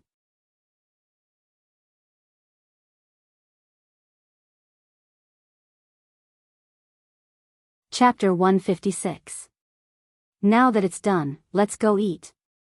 Returning to Moses Adams's car, Jiang Hai opened the gift box in his hand, then took out the watch inside and put it on his left wrist. As for the gift box, he was certainly reluctant to throw it away. He simply put it in the tidying box in front of the passenger seat. After listening to Jiang Hai's words, Moses Adams started the car and winked at Jiang Hai. Of course, with such a watch, what kind of banquet can't you go to? In fact, boss, I think you don't have to care about the banquet. Didn't you see the look in the eyes of the waiters here just now? As long as you call this number tonight, I promise you will have a very happy night. What do you mean? Obviously, Jiang Hai was still too inexperienced. When he heard Moses Adams's words, he was stunned. What does this mean? Seeing Jiang Hai's appearance, Moses Adams also smiled. His boss is really inexperienced. It's very simple. Didn't the waitress just say that it's on 24 hours a day? She can explain the function of this watch to you on the spot. If you don't get anything tonight, then you can call her and tell her your room number. When a beauty comes, it's inevitable that she will have a meal, watch a movie, and then go back to your room to study the watch. It's almost very late. It's so late. It's not good to let a girl go back alone. Hearing Moses Adams say this, Jiang Hai immediately interrupted, I can send her back. But after Jiang Hai finished speaking, he was embarrassed. Looking at Moses Adams's slightly shocked face, Jiang Hai smiled embarrassedly. In fact, after he finished speaking, he understood what this guy meant. It's good that you understand. The specific operation still depends on the boss, but tonight you are the backup force. You can go all out and have fun. Looking at Jiang Hai, Moses Adams said earnestly. Hearing his words, Jiang Hai also bit his lip. His heart was really a little itchy. Okay, let's go, let's go. As Moses Adams honked the car horn, the car restarted. Then the two went back to the Hilton Hotel and had a simple dinner in the buffet restaurant there. They waited until 6:00 in the evening. When it was almost 7:00, the two finished their meal and left the Hilton Hotel by car. This time, their destination was the Standard Hotel in the meatpacking area of New York's Lower City. Don't look at this 18-story hotel, which looks ordinary, but in fact, the top 2 floors of this hotel are the largest nightclub in New York, the Boom Room. Because the people who can come here to play, except for some young models who want to make a name for themselves, are either rich or noble. This is not like other nightclubs, where you can sneak in by having a good relationship with the security guard at the door. If you don't have an appointment, it is impossible to enter. But even if the 13 spaces here are high, when Jianghu appeared in front of the nightclub, he couldn't help but frown. It was not the first time that Jianghu went to a nightclub. When he was in China, he went in with his friends because of curiosity. But to be honest, Jianghu is not too interested in nightclubs. It is too noisy, and the banging makes people feel very uncomfortable. Don't worry, this is the best, there are a variety of styles, and there will always be something you like. Perhaps seeing that Jianghu was not interested in this place, Moses Adams, who was walking in front, said to Jianghu with a smile. I hope so. Shrugging, Jianghu said to Moses Adams. Then the two entered the nightclub through a special passage, but as soon as they came in, Jianghu heard the deafening loud music like other nightclubs, which made him frown. But since he was here, it would be unreasonable if he didn't experience it. He was still patient, enduring the thumping in his chest, and walked into the nightclub. As soon as he walked in, he saw a huge stage. The whole stage was T-shaped. At this time, a rock band was sweating hard on the stage, singing music that Jianghu found strange and noisy. Under the stage, countless white-collar workers who had nothing to do after work, or some people who came here purely to flirt and pick up girls, waved their arms and shouted loudly. At the back of the stage, there was a girl dressed simply. She was standing in front of a DJ stand, sometimes flirting and sometimes waving her arms to liven up the atmosphere. There were also many tables and cages in all directions of the room. Inside these tables and cages, there was a girl standing or locked, dancing provocatively. The men below waved money and stuffed the money into their underwear or blouse to get a touch. The whole scene was annoying and extravagant, and Jianghu was a little excited. It's too noisy here. Forcibly pulling his gaze back from those simply dressed girls, Jianghu pulled the eager Moses Adams and shouted in his ear. Then let's go to the second floor. Hearing Jianghu's words, although Moses Adams now wanted to squeeze himself into the crowd and take advantage of those girls, maybe he could take 2 back tonight, but Jianghu was the boss. If he was not satisfied with this place, then he would not stay here. With great perseverance, he pulled back his gaze and led Jianghu to the second floor. When the two of them took the elevator to the second floor, Jianghu froze for a moment. This was because the second floor was completely different from the first floor. If the first floor was very dry and wild, then the second floor was very quiet. After getting out of the elevator on the second floor, they entered a passage. The entire second floor had only one color, gold. The entire passage was filled with golden mirrors. On both sides of the passage, there were women wearing all kinds of deep V-necks and all kinds of little dresses that exposed their arms and legs. They were talking and chatting here. Of course, there were also some men mixed in. He leaped over these figures and looked behind them. That was the hall.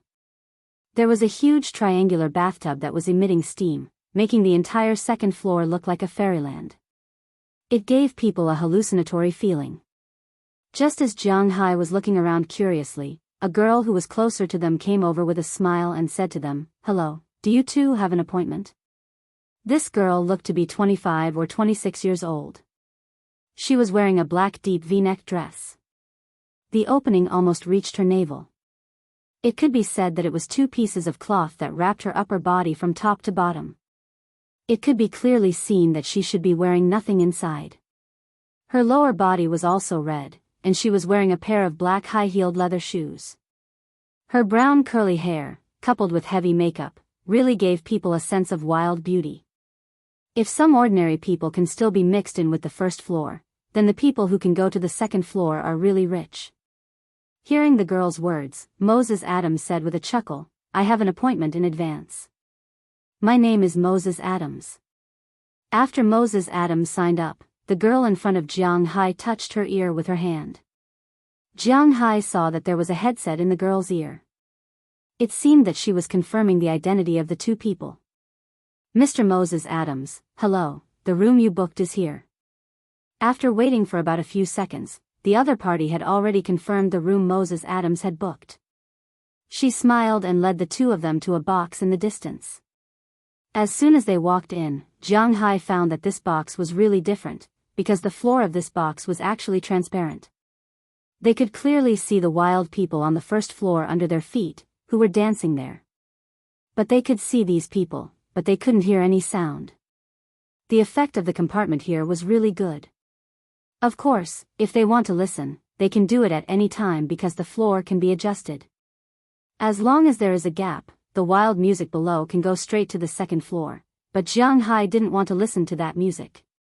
"What do you two want to drink?" When Jianghu looked at his feet curiously, the girl who led them here was not polite at all. She sat directly next to Jianghu and Moses Adams and asked the two of them sweetly, "Boss, what do you want to drink?" Hearing the girl's question, Moses Adams also looked at Jianghu. Whatever, just give me a dozen beers." After thinking for a while, Jianghu recalled his impression of alcohol. It seems that in such a place full of 13 boxes, drinking beer is a bit degrading, but he is really not used to drinking foreign wine. "Well, a bottle of Hennessy, 3 dozen Corona, and the rest, you can do as you see fit." Hearing Moses Adams's words, the girl couldn't help but raise her eyebrows. Although they didn't seem to have ordered a lot, the wine alone could be sold for thousands of dollars here. It seemed that the two of them didn't lack money. "Okay, I'll arrange it now." Hearing what Moses Adams said, the girl here also stood up, swaying her body, and walked out of the room. In less than 5 minutes, some waiters had already walked into the room with wine glasses, fruit plates, snacks, and so on, filling the small coffee table. Moses Adams didn't care at all. Picking up a piece of watermelon in front of him, Jianghu took a bite and asked Moses Adams, "This is the program you talked about?" "Boss, don't worry, the show is just about to start." Hearing Jianghu's words, Moses Adams also laughed. Just as he finished speaking, a female voice sounded from the door, "Hey, handsome guys, can we come in and have a drink?"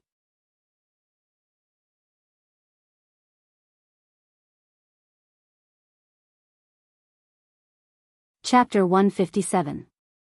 Following the voice, Jianghu looked at the door, only to see that the originally empty door was surrounded by a group of girls after the wine was served. These girls were all wearing very simple clothes, almost similar to the woman who led them in just now. A lot of skin was exposed. Among these women, there were obviously Caucasians, blondes, Latinos, blacks, and even Asians. One by one, they stood outside the door and spoke to the two people in the room. "Welcome, my dear ladies." Hearing these girls' words, before Jianghu could react, Moses Adams had already stood up and walked to the door naturally. Then he reached out and put his arm around the shoulders of the two girls standing at the outermost side, leading them into the room. Originally, Jianghu was still wondering why they had such a big box with only the two of them. This box was indeed not small. According to the domestic KTV saying, this box was considered an extra-large box. The box had a huge bathroom, a row of huge sofas, and a huge TV screen. This TV screen could be set to singing mode, and it could also be used to watch TV. Of course, the people who came here to play were not here to sing or watch TV. The third function of this TV was to broadcast the performance below live. These girls had obviously been here for a long time. They were not unfamiliar with such a scene. After walking in with Moses Adams, they had already come to the sofa and sat down directly. Many people skillfully poured the wine in front of them or opened the beer. The sofa that Jianghu and Moses Adams were sitting on was still very big. At this time, after so many people squeezed in, it became a lot more crowded. Even the two girls beside Jianghu were firmly stuck to him. To be honest, this was Jianghu's first time encountering such a scene. From the corner of his eyes, he could clearly see that these girls were barely wearing, very simple clothes, but their prominent vital parts were exposed. His nose also smelled the scent of various perfumes and body fragrances fused together. Their thighs and upper circumference filled his line of sight, so in an instant, he became hard. Of course, it wasn't that his big brother was hard, but his body was hard. He now felt that his neck was going to have cervical spondylosis. Although it was impossible for him to get this disease since he got the dragon balls, he still felt that his neck was hard and painful. Bang bang bang bang. At this moment, a girl also turned on the TV. It happened to be the live broadcast of the concert below. The harsh sound instantly entered Jianghu's mind and also relieved him from the original embarrassment. "Hey, miss, please change the channel or lower the volume because my boss doesn't like this kind of music." Moses Adams may have remembered that Jianghu didn't like this kind of music, so when he heard this song, he struggled out of the gentle land and said to the girl over there. He said this very skillfully. First, he told these girls that Jianghu didn't like this. Second, he also told them that Jianghu was actually the big rich man here, not him. From the position of the sofa just now, it could be seen that many of these girls came for him, especially those white girls, who were all gathered around him. Besides the Latino girls, there was only one Asian girl around Jianghu. It was not Moses Adams' style to ignore his boss like this. Hearing Moses Adams' words, these girls also looked at Jianghu. Their eyes were either surprised, or a little puzzled because they really didn't see any characteristics of a rich man from Jianghu. Jianghu also chuckled. Sure enough, girls love money. My dress is too ordinary. Hello, sir. Nice to meet you. My name is Maggie. The Asian girl next to Jianghu reacted faster. She smiled, picked up a bottle of beer, and said to Jianghu with a smile. This Asian girl, in Jianghu's eyes, was very petite. She seemed to be more than 1.5 meters tall. With high heels, she was only 1.6 meters tall. Her originally petite figure looked even more delicate next to these Caucasians. This girl was not like the Asian women that Europeans and Americans had in mind. They all looked like Hua Mulan in the cartoon. This girl was very much in line with the Asian aesthetic point of view. She had curly hair dyed blonde, big baby eyes, a sharp chin, a high nose, delicate skin, small lips, and slightly thick lips. Jianghu did not know if she had gone under the knife, nor did he know what she looked like without her makeup, but purely based on her current appearance, she was indeed not bad. Hello, you can call me Jiang. Jianghu naturally did not have stage fright when meeting with beautiful girls. He picked up the beer in front of him and clinked glasses with the other party. When Jianghu picked up the beer, the watch he had just bought on his left wrist was also revealed. As soon as they saw this watch, the eyes of these girls who hung out here all day long lit up instantly. Their eyes were very sharp, very sharp. Whether a piece of clothing or jewelry was real or not, they could tell at a glance. Jianghu's watch must be real. It seemed that Moses Adams' words just now were not just a compliment to Jianghu. It seemed that Jianghu was really a hot gold mine. Thinking of this, two girls smiled and walked to Jianghu's side. As for the other girls, they did not move because for them, although Jianghu was a gold mine, after all, there was already someone sitting next to him. If they fell one step behind, it would be easy to fall behind. Instead of thinking about Jianghu's problem, they might as well continue to pursue Moses Adams. Moses Adams said that Jianghu was the boss mainly to make Jianghu more popular, but he was not ready to give up playing. It was naturally the best if someone stayed. Almost instantly, a certain balance was reached on the sofa. There were a total of 13 girls here. 7 were sitting on Jianghai's side at this time, and 6 were sitting on Moses Adams' side. It was a very suitable number. Jianghai was very passive in this regard, and he did not know how to talk about this, but it did not matter if he did not know how. He just needed to show his financial resources, because these girls naturally had a way to lead the topic. For example, the girl who had just drunk with Jianghai smiled and asked Jianghai, "Looking at you, you should be Asian. Which country are you from?" "Oh, I'm from Wuxia. What about you?" Hearing the girl's words, Jianghai asked curiously. Wuxia, I'm from Japan." "You don't hate me, right?" Hearing Jianghai say that he was from Wuxia, the girl's face showed a hint of surprise, and then whispered to Jianghai. Hearing what she said, Jianghai was a little embarrassed.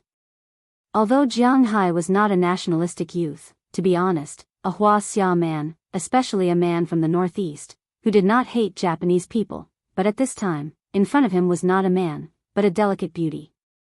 Jianghai really did not know how to answer this question. Hee. By the way, are the cherry blossoms and Mount Fuji really beautiful in your country? Since this question was not easy to answer, Jianghai could only change the topic. It was not his turn to care about politics and national affairs. Of course, that's the beauty of our country. Are you interested in our country? How much do you know about Japan? When it came to her country, the girl also talked about it with a trace of pride on her face. To be honest, my understanding of your country is more about movies. Touching his nose, Jianghai said a little awkwardly. When she heard Jianghai's words, the girl pouted and looked at him with contempt.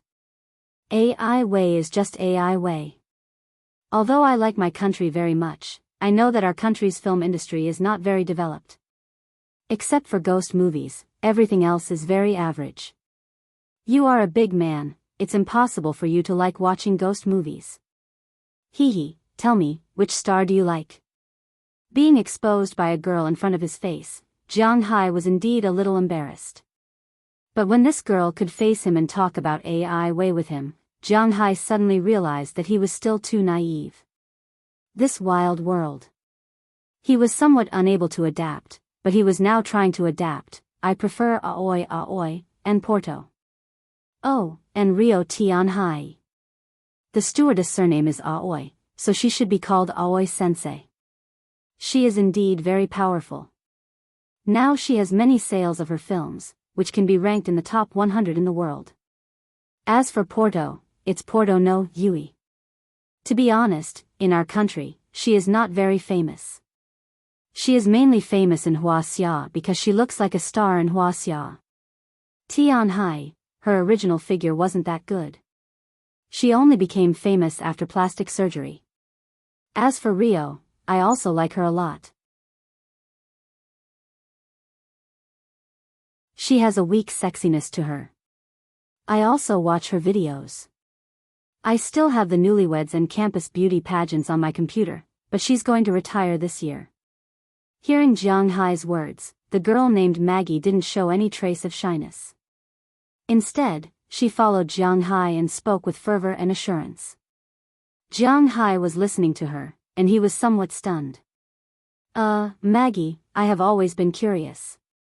Don't mind me asking this. Are you Japanese women very open? This girl named Maggie was really good at talking, and she did not blush at all when talking about this topic. Taking advantage of the fact that she was a little thirsty and drinking, Jianghai also asked her. Because of the popularity of AI Wei's movies, many people from different countries would have the same idea. However, this idea was wrong. She then said, there are two extremes.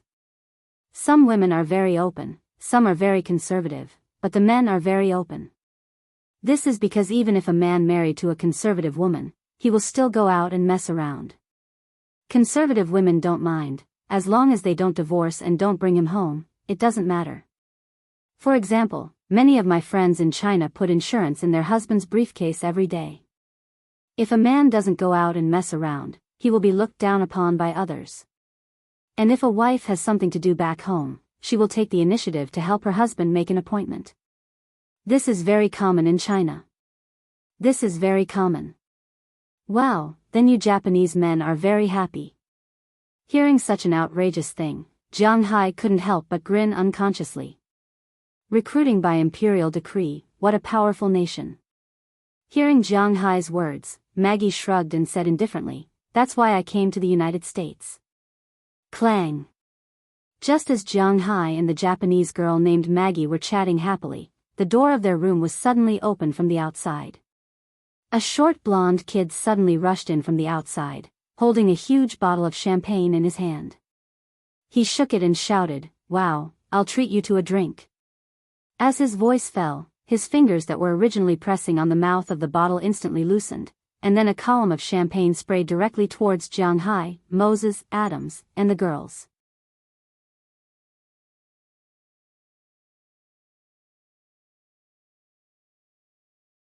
Chapter 158. Who the F***CK? Looking at the champagne column coming towards him, Jiang Hai shouted for the first time. However, the strong physical fitness brought by the Dragon Ball was no joke. His brain hadn't reacted yet, but his body had already reacted at the first moment. He immediately threw himself to the side, but he forgot that there were many people sitting next to him. All of a sudden, he threw himself on the girl named Maggie who was chatting with him just now. Some of the girls next to him were also thrown down by Jiang Hai, but there was no way to stop the champagne from falling from the sky. At the critical moment, Jiang Hai's foot stepped on the ground. In an instant, the originally huge sofa was abruptly turned over by Jiang Hai's foot. This time, not only Jiang Hai, but also the girls sitting on the sofa turned over with him. To be honest, these girls would rather be drenched by the champagne than be turned over like this. One must know that in order to create an atmosphere, the ground here was not covered with carpet, but with hard glass, in order to clearly see the activities on that floor. If they fell to the ground, although the glass would not be broken, it would definitely not feel good. So the moment they lost their center of gravity, these women screamed. Listening to this ear-piercing scream, Jiang Hai also reacted in an instant. He immediately supported himself with his palm and appeared under these women, using himself as a human cushion behind these women. Bang, bang, bang, bang, for consecutive sounds, Jiang Hai also felt that 4 heavy objects were pressing on his body. And these women opened their eyes when they found that they didn't feel any ice or pain. As soon as they saw that Jiang Hai was under them, these women were also stunned for a moment. In fact, not only were they stunned now, Jiang Hai was also stunned. As mentioned before, the clothes these women wore were very simple clothes. Although their lower bodies were wearing underwear, their upper bodies were not. With such a big movement, several women's tops were off. Thinking about that kind of cloth top, if one was not careful, it would easily rub to the side. In an instant, a few inexplicable spots appeared in front of Jiang Hai. This. Looking at these people in front of him, Jiang Hai's pupils unconsciously dilated. At this time, these women also discovered that they seemed to be exposed, but among these 4 women, 2 were Latin American, and 1 was an American. They didn't seem to care very much. They even took the initiative to show their majestic existence to Jiang Hai. These women were not special workers, they were not professional workers. Their names were like models. If there were any comic conventions, game shows, car shows, and so on, they would also go to the stage or be a couple. Their main purpose was to promote themselves. Using their bodies to get to know more rich people, people in the entertainment circle, and even stars, this will be of great benefit to their future development. Maybe one day, when the hype is successful, they will no longer just rely on selling their bodies like now. It is very likely that they will also become artists and enter the upper class. And the simplest way for them to get to know these people is to rely on their bodies. It is precisely because of this that this nightclub has no restrictions on their entry and exit. Just like some gyms, if some beautiful women go to apply for a membership, there will always be a discount. They are also the signboards here. It can be said that both sides have a tacit understanding. Since they are sitting next to Jianghu, naturally, they also want to get close to Jianghu and show their capital. This is nothing. Only the Japanese girl was shocked. She stood up immediately and wanted to tidy up her clothes. But she forgot that at this time, the champagne rain was still falling outside. As soon as she stood up, the guy at the door noticed her. In an instant, the champagne rain sprayed over, making her wet. After feeling the impact, she screamed again and squatted down, but unfortunately, at this time, she had already become a drowned rat. Her hair, clothes, and makeup on her face were all messed up. Jianghu was a little speechless, but he had to admit that this girl was very beautiful after putting on heavy makeup. Even if it was messed up now, he could see that her foundation was still very good. Cough, now is not the time to think about this. Damn it, you dare to show off in front of me, you're courting death. Listening to the guy at the door still howling there, Jianghu's eyes flashed a fierce light. He was originally a pacifist, but since others came to find him, then he would not be polite. At this time, the guy's main firepower was aimed at the other two sofas. Moses Adams and the others had not had time to dodge. This was an opportunity. Jianghu jumped out from behind the sofa, then grabbed a fruit plate on the coffee table in front of him and threw it straight out like a disc. When the guy saw Jianghu flash out, he also wanted to spray Jianghu, but unfortunately, his reaction was much slower than Jianghu's. The fruit plate flew over and hit the guy's nose heavily before his champagne could turn around. There were 3 vital points on the human body. The first was the nose. After being hit, the person would feel dizzy, his nose would ache, and tears would flow. When the guy was hit by Jianghu's fruit plate, he immediately gave up the champagne in his hand and hugged his nose with both hands. Oh, who is it, my nose? While he was screaming, Jianghu had already flashed in front of him. Without saying a word, he kicked the guy directly in the chest. The guy didn't even have time to react.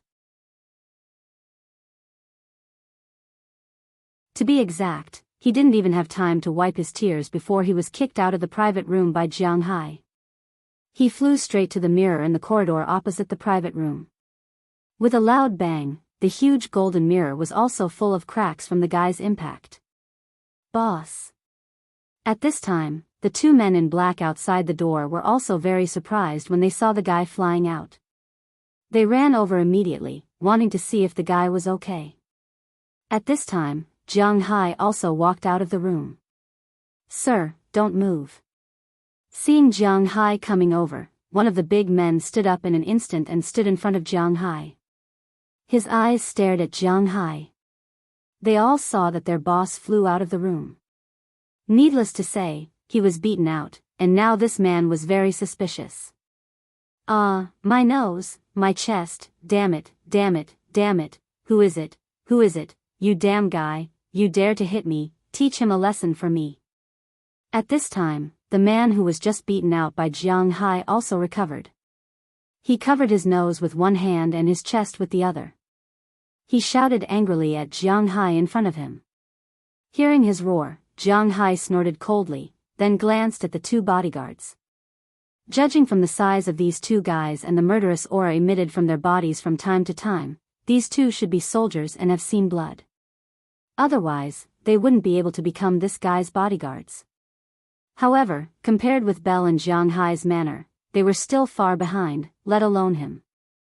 Jianghu was confident that if these 2 guys dared to move, then he would tell them why the flowers were so red. But unfortunately, these 2 people didn't give Jianghu such an opportunity. One of them still stood in front of Jianghu, just on guard, but didn't intend to make a move. The other one squatted beside the man. Boss, we are your bodyguards, not your thugs. Listening to the man's words, the man squatting there said coldly. Hearing what this man said, the guy who was still rolling on the ground couldn't help but grit his teeth. These bodyguards are really disobedient. What's wrong? At this moment, a fat middle-aged white man ran in from the outside with a group of security guards. As soon as he saw the tense situation and the man lying on the ground, he took out the handkerchief in his pocket and wiped his sweat. It's this guy again. To be honest, this fat man really doesn't like him. Hey, George, this guy hit me, he hit me. Is there no law here? He dared to hit me. Seeing the fat man coming over, the man lying on the ground couldn't help but shout loudly. Our boss hit you? That's right, we can even kill you. You ran into our box for no reason and sprayed champagne on us. Don't talk about hitting you, even if we beat you to death, you can see if the police will sentence us. Hearing his roar, Moses Adams, who was in the room at this time, also walked out while wiping his wet hair and said angrily. In fact, no one would be happy if a guy suddenly sprayed champagne on them when they were still flirting with the girls in the room. Moses Adams is naturally such a person. I was treating you to a drink. I said it the first time I went in that I was treating you to a drink. You didn't thank me, and you even hit me. Do you have any shame? Hearing Moses Adams' words, the man lying on the ground slowly stood up with the help of his bodyguard. He grinned and pretended to be angry as he roared. I'm treating you to a drink, who needs your treat? Besides, your attitude of treating others to a drink is to directly spray champagne on them. If that's the case, then I was treating you to fruit just now. Hearing his words, Jianghu directly retorted without saying a word, then pointed to the broken fruit plate on the ground and said to the man with disdain. What did you say, you damn guy, George? He hit me. He actually hit me. How can your nightclub let such a guy in? I'm your VIP, do you understand? Hearing Jianghu directly return his words to him, the man was also a little angry. He knew that he couldn't get through to Jianghu, so he could only put pressure on the fat manager over there. F***ck your father, this is the manager, right? I also want to get an answer, why can this guy enter our box? Jianghu raised a middle finger to the crazy guy, then turned to the fat man and said coldly, you're tuning in to the Biyao's Wuxia Chronicles YouTube channel. Don't forget to subscribe and join us on this journey to catch the most captivating stories.